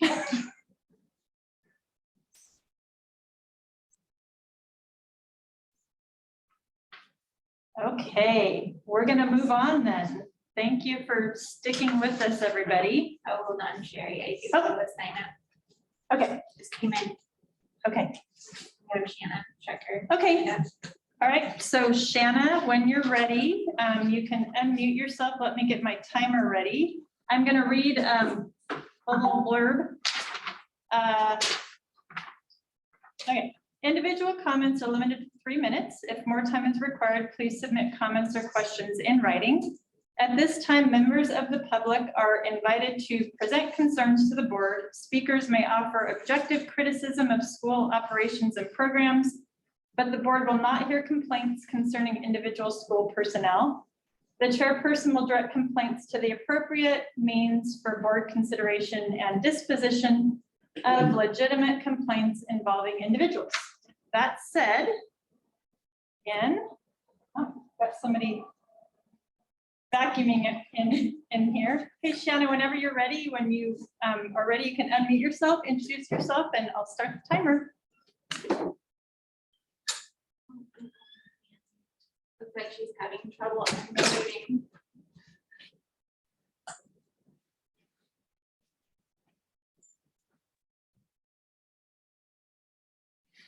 You're still muted, Shanna. She's having trouble unmuting. Oh, okay. I don't think she. If you want to submit written comments after the fact, you sure can. I'll give it another couple seconds. Technology is frustrating. Oh, Scott may have something he might be able to help us out here. No, just check and make sure things were working properly. I know, government, it seems like no one's had trouble so Yeah. far, I don't know. All right, well, I think we need to move on. And if you figure it out, Shanna, you can let Jill know and we can come back to this portion of the meeting Log out, log back if you're in. able to unmute yourself. Yeah, ask her to log out, log back. All right. Okay, so moving on to board vacancy. So we have Irene Novoshian has submitted an application to be considered to join our board because we have a vacancy and we have her application in front of us. And I let Irene know a little bit about the order of things. I let Irene know that she would have an opportunity to address the board and make a brief statement. Board members, if we have questions for Irene, she's here to answer those. And then we'll move on. And if someone wants to make a motion to appoint Irene, we will do that. And if not, we'll keep going with the process. So if you want to come Here, wait, sit you want me in to that sit or- chair, Okay. whichever, stand or sit, whichever. Okay. Well, good evening, board members, Superintendent Stuckey, board members, members of the community. My name's Irene Novoshian and I've lived in Woodburn for 18 years. And I'm retired. This is my 5th year of being retired. I'm a former educator. I worked in the Woodburn School District. I started many years ago as an educational assistant over 30 some years ago, was a classroom teacher for quite a few years and became a building administrator. My last school was Heritage Elementary, which is in Woodburn, and that is a trilingual school, which I spent a lot of time in. It was a rather large school of 900 and some odd kids, and 3 languages. And my entire life loved education. I love kids, and I believe that the future of our society is education and the kids. And so I've dedicated my time. Other activities that I have done outside of school is I'm involved in some organizations in Woodburn that do focus on kids and helping kids to be successful. And when the board vacancy came up, I thought, well, maybe it's time for me to step back into the arena and do something with education in the community that I love, that I have grown to really love a lot. And so I'm here tonight. I've never done anything. I've always been on the other side of the board. I've never been on this side of where boards make decisions. And just sitting here tonight, my learning curve is out already so super high. I mean, there's a lot of stuff to consider and there's a lot of stuff that, just to catch up to speed. And so I'm here for your consideration. If you have questions for me, I would be more than happy to answer them. Thank you, Irene. And you said 18 years in Woodburn, but I think you meant. Oh, Mount Angel, Mount excuse Angel. me. That's right. I'm a little nervous here. 18 years in Mount Angel, 5 years retired, Yes. and 30 plus years in Woodburn. And absolutely, thank you for that correction. Absolutely. Thank you. Yeah. So board members, do you have any questions for Irene? No questions, just a comment. I'm very happy that you applied. Thank you. I guess it's a question, but it's kind of a leading question of, you just stated there's a learning curve. Uh-huh. Are you willing and able to join us in that learning curve? Because a lot of us, several of us, and some of the things we're dealing with today, the district hasn't dealt with in many years. So we're all kind of back with the bonds and Absolutely. You know, it kind of helped me to reflect on the many board meetings that I sat on the other side of the fence. And one thing I can say about education, there's always something new and there's always something to learn. And and I perceive myself to be a lifelong learner. And so I am inquisitive and there's just a lot to learn. I am very proud of being a Mount Angel, and I believe that it's like a little gem in that together in a collaborative mode, you can just accomplish anything that you want in this community because you have a lot of community support. Absolutely willing to learn. You know, going on 3 years of COVID, and every couple of weeks things change. Oh my gosh. I'm old enough to have experienced building of two bond issues in the other district that I work. I understand the hard work and the legwork that is involved in that. It is a lot. It's well worth it, but it's not an easy task. Also, you know, just looking, but the most important piece is that we always keep the focus on kids. That was like my lifelong mission, is what's best for students is the most important thing. But we couldn't do it without staff, and all staff was very, very important to the process. So yes, I'm willing to learn, I'm willing to help. And that's all I can say. thank you. Good question, Mark. Thank you. Anybody, Teresa, did you want to ask a question? I had some in the back of my mind that you answered them. So any other questions for Irene before someone would want to if someone's ready to make a nomination? I nominate Irene to complete the term ending June 2023 for position 1 on the Mount Angel School Board. Second nomination. I'll give the second to Teresa. She was a little bit faster than Mark. Any discussion? All in favor? Aye. It's unanimous, Irene. Thank you. Congratulations. Thank you. Condolences, vote? I don't know. My learning curve is like. And as I mentioned, you get sworn in immediately. Oh, Now wow. that we have now that we voted to have you join our board. So do I do that, Rachel? Yes. Okay, Have that do. piece of paper. It's on here. It's more. it's in here. So, okay, I will stand. Gosh, You do the whole, do I do your right this? hand. I'll do this. So makes- just, Makes it more official. yep, repeat after me. So I, I, Irene Novshin, Irene Novichian, do solemnly swear do solemnly swear or affirm or affirm that I will support the Constitution of the United States, that I will support the Constitution of the United States, the Constitution of the State of the Oregon, Constitution of the State of Oregon, and the laws thereof, and the laws thereof, and the policies of the Mount Angel School District. and the policies of the Mount Angel School District. During my term, During my term, I will faithfully and impartially I will faithfully and impartially discharge the duties of the office of school board member discharge the duties of the office of the school board member to the best of my to ability. the best of my ability. Yay, congratulations. Thank you.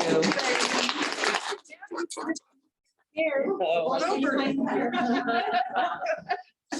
And thank you. not sure if that's set up, we're gonna have Jill. That's okay. She has the board. Oh, you have. I have the board packet. packet. It's printed here. Smart here. Oh, you guys are smart thinkers. Thank you. Yes. Thank you, Jill. Wonderful. Wonderful. And we just follow Okay. loosely the, what's it called, the meeting, the Robert's Rules of Order, Protocol. loosely, the protocol, yeah. Okay. Yay. I'm excited that we have Irene joining us. And any success with Shannon? I think Shannon she logged out, came back in, and I think she can unmute. Okay, Shannon, if you want to unmute, we can go back to give you. your- Okay, can you hear me? Yes, you can. Hi. Yeah, I don't know why I was saying the host was not allowing it, so sorry about that. Okay, thank you, first of all, everyone, for being here. Welcome to Irene. And I do want to say that I really feel like this great group that we have really has our children's best interest in mind, and I just want to thank everybody for that. My frustration is at Oregon Department of Education. And what I would like to say is that it appears that the direction, although we don't have the guidelines yet, the permanent ones, it appears that the direction Oregon Department of Education is going is to inconvenience the unvaccinated as much as possible in order to punish them and push them to be vaccinated. These rules that they're speaking of have nothing to do with safety. It is more vaccines for perfectly healthy children that don't need them. We all know that the vaccinated get COVID. We all know that they spread COVID. And the fact that the district currently has different rules for the vaccinated and unvaccinated infuriates me. Taking masks off is going to push us all to the next level. And I just hope and I pray and I encourage the board to see DE's rules for what they are and do not do this to our district. These things that they're speaking of. Hopefully they don't do the things that they're talking about, not allowing tests to stay for the unvaccinated. Why? It makes no sense. And that's what I want to say. Thank you, Shannon. Right. Okay, so anybody else signed up, Jill? Okay. Moving on in the agenda to superintendent evaluation timeline. So we developed this timeline working with OSBA and we approved it. And when Rachel and I were planning for this meeting, we thought, there might be a bit of a change that we can consider as a board. So as you can see, we are scheduled for executive session this Wednesday to review Rachel's performance, and we will have the survey results and she will provide artifacts of evidence at that time. The second meeting, if needed, was slated for February 21st, which happens to be a holiday, President's Day. And so it's unlikely we'll need that second meeting, but if we do need a second meeting, it could be different than February 21st because of the holiday situation there. And then the next meeting was for March 14th. My proposal, because what happens is we meet as a board, we talk to Rachel candidly about her performance, come up with some intentions for the upcoming, year. And then normally the board chair will craft a document that is summarizing our conversation about Rachel's performance. And my proposal, rather than how it's laid out here, is that we actually have a meeting on March 7th, a separate work. Actually, it would be a second executive session because it's talking about Rachel's performance. So rather than just having that draft ready I would like us to meet as a board and Rachel on March 7th and review that document together and make any adjustments so that by the time we meet on March 14th in regular session, it's good to go. So that's my proposal, to make a bit of an adjustment to that timeline. So you're saying no meeting on the 21st, Right. it's the holiday, instead of having this up. Yeah. Yeah. Yes. Does that- Yeah. Does that sound all right? So do we need to adopt, like formally adopt the change? My thinking is you do because you formally approved this timeline last. Yeah, month. so let's mark this to say we will meet in executive session for a second time on March 7th rather than February 21st. And I would fill the motion to make that. And move to approve the motion to make the executive session on the 7th rather than the 21st. Is that what it said? Yeah. Okay. Moved and seconded. Any discussion? All in favor? Aye. All right, so we're good to go. So Sherry, just to clarify, you're just essentially removing the meeting on the 21st. Yes, and we're gonna meet in executive session on March 7th to meet to discuss and clarify the summative evaluation document. Yes. Yeah, so that moves to March 7th, that executive session. All right, thank you. Well, that's easy. Any other comments or questions about that process? Yeah. Discussion items, district calendar. Yeah, so I have a first draft for you in your packet. I should have called it up to share it, but I don't have it in front of me to share it, but you do have it in your packet. You're looking at it.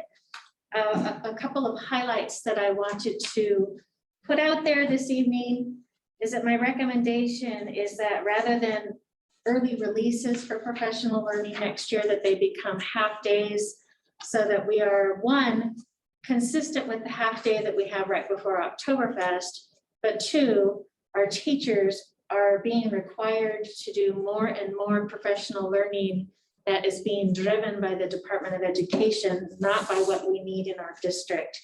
And 2 hours is just not enough time, even several times a year, to get both of those competing forces complete. So that is one recommendation of half days. You will also see that the fall conferences, the recommendation is to move them from November to October for the sake of students. And that's because we don't want parents and students to learn right near grading day that they may not be doing well in a class. They deserve to know long before that if there are any concerns, or if things are going well, that they know before grading day. So that is on there. Yes. I really like that move. At the 6-week mark, get them early, especially middle, high school. I really like that move. My question would be, in the past, the early release is on Tuesdays, and I see that your half days are on Mondays, with the exception of May. Was there a reasoning behind that? I mean, I know there is a reason, I just don't know what it is. it's okay, I just didn't know if there was a Doesn't- specific. So I'm glad this is a first draft, so it's good to have these conversations. And I'll look into that and we'll bring this back next month. I wish I could tell you tonight. I know there is a reason, I just don't know what it is. Any other questions thus far? A bit more to share.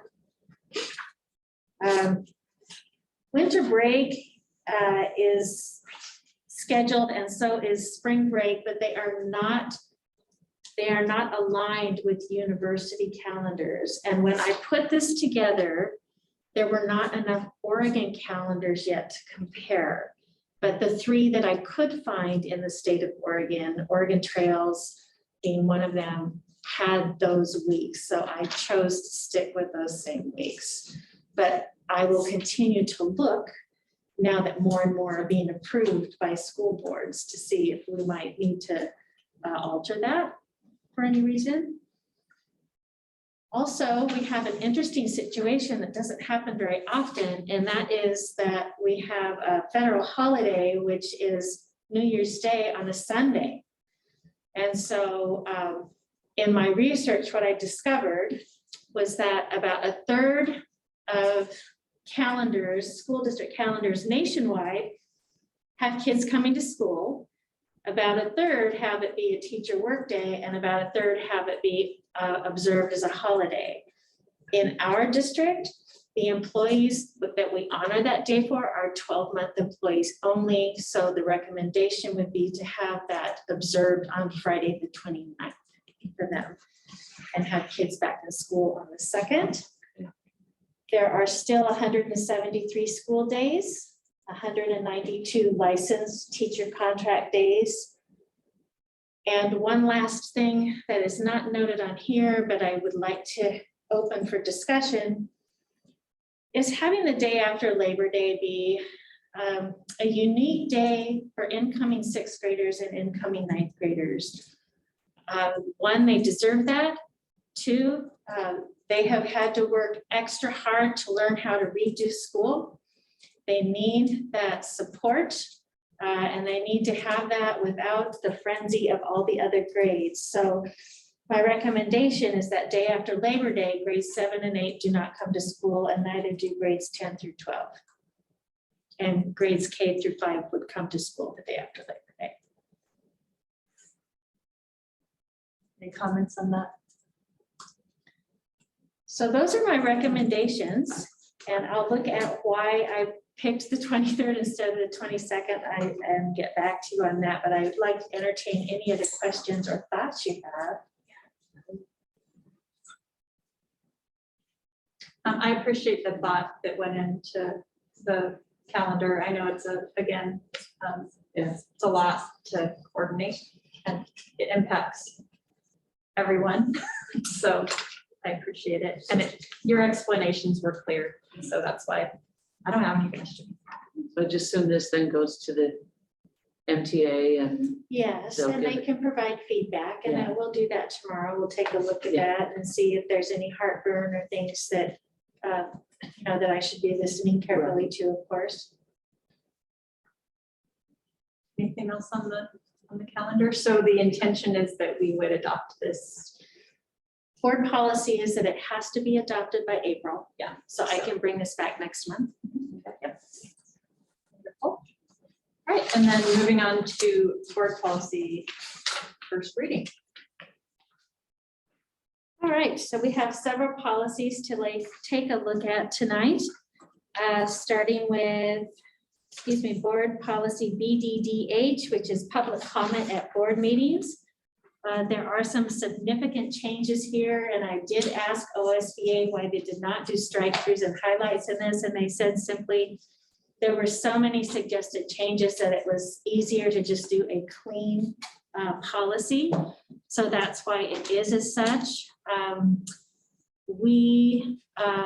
My recommendation is that we look at a second reading for this sample policy, but we pull from some of our current policy because it's not in the sample policy, and quite We don't frankly, have like a comparison. Yeah. So in your packet, you'll find that we would like to pull from our own policy and add auxiliary aids as being offered when needed, and that petitions are still invited and part of this experience at board meetings. So that was a long explanation of wanting to move this forward to a second reading with those adaptations. We're all nodding our heads. Yep. All right, next policy, suspected abuse of child reporting requirements, policy JHFE GBNAB.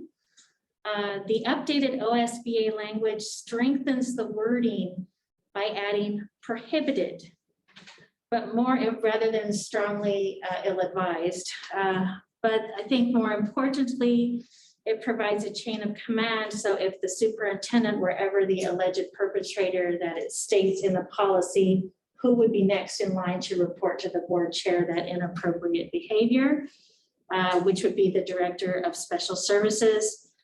This recommendation is to apply all OSB language and move to a second reading. Questions? Not seeing any questions. Okay. The next policy, JFCF, harassment, intimidation, bullying, menacing, cyberbullying, teen dating violence, or domestic violence towards students. The OSBA language adds gender identity and a section on parent guardian notification. You will notice, or I would like to tell you that Director Kincaid and I, and also Director Conklin, when he was alive, discussed this at length. And after discussion with OSBA about this, the recommendation is that we not use the language from the sample, which says the age from 13 to 19. And that's because unfortunately, we have students who might be a target of this that are younger than 13. And so the language that is being recommended is that it's students younger than 19 or younger. So with that language, we would recommend to move this forward for a second reading. Questions on that? Okay. And then the final policy tonight, JHFF GBNAA, suspected sexual conduct with students and reporting requirements. The OSBA language acknowledges that employees, agents, contractors, or volunteers may be students. And you may remember that we revisited a similar policy last fall, that sometimes a student can be a contractor and such. And so knowing that if there's a relationship from student to student that's consensual, that is not prohibited as long as there's not intimidating or hostile educational environment. It also adds the same suggested language about having a chain of command if the superintendent is the alleged perpetrator. Again, the Director of Special Services would submit a report to the board chair in that instance. And then notably, I'd like you to please take a look at the very last sentence of this policy. We opted to select that texting with students is prohibited, not strongly ill-advised, I think is what it might say. When employees, agents, contractors, or volunteers gain student contact information while they are in that role. So the recommendation is to apply all OSB language and move to a second reading.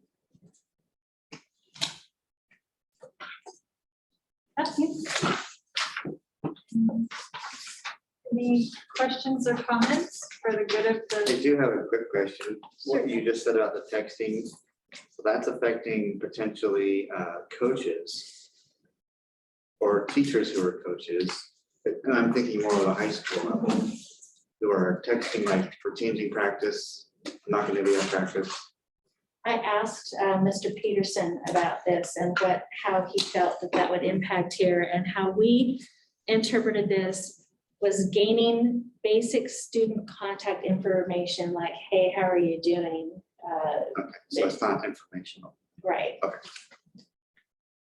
But we can certainly bring forward again next month to add That's just the first thing clarification crosses my mind, 'cause I know the coaches do that. It's like It's- when practice is gonna be, or if it gets moved or something. Yeah. Yeah, because I'm thinking, you know, if we do go down that road and that's what we say, all right, do we have an alternate form of communication for coaches? Because students will text the coach like, I can't make it, Yeah. I'm sick, or Yeah. whatever, so, Yeah. yeah. So what I'm hearing is maybe bring this back next month with some more clarified language in there that protects our Yeah, just a coaches. clarification. That would of be good for coaches. them. Then it is, yeah, and it could just state or Yeah. general information exchanges. Yes. It's okay, but I don't know. I guess I don't want to see it that how we write it, it gets coach in trouble for just saying, hey, practice is changing, and the students or players are responding, or they're responding, asking the coach questions like, are we having practice? Has it changed? Where are we supposed to meet? Yeah. What uniform are we wearing? No, those kinds of things. Well, we could talk about the language tonight and adapt. My preference would be to go back to Mr. Peterson, who works with the Mhm. coaches and really get their That would be perspective on fine, yeah, this yeah. and bring us back next month. That's good. And And, yeah, I would say if the language in the policy seems clear enough, it could be in the coaches' handbooks that we get more specific. Yeah. You know, I don't know where that line, you know. But, I mean, using coaches as an example of. yeah, um, Well, an this is- employee. they're the yeah, and most this is an likely to- issue To have to because- do that. and I think preferring that coaches don't text one-on-one with their players very often is a good preference and a good recommendation because it's that it can lead to further discussion that Yeah. can be of more personal nature. And Right. so it's that agreement between coaches and, But you're making the assumption that Teams, coaches know yeah. how to use a group text. no, I know, and that's why I think, We've fallen Yeah, into I- that trap where same coach does not recycle the same group text and it's a new group Right. every time. Who Right. is he leaving out this time? and it could be, and, you know, this is going a little in the weeds, but it could be that coaches are encouraged to utilize their team captains more. And, you know, I don't know, but yes, it's a kind of a big deal. the But in that texting, case, yeah. if a coach is conversing with single students, Right. Yeah. back into the weeds again. Yeah, yeah. Better have exactly. co-captains at least, right? Yeah, anyway, yeah. Yeah, so- Yeah, so getting Mr. Peterson's. Yeah, I think that would be Take getting on it. his, Okay. Yeah, good discussion. Anything else? Let's go ahead and adjourn. Yay.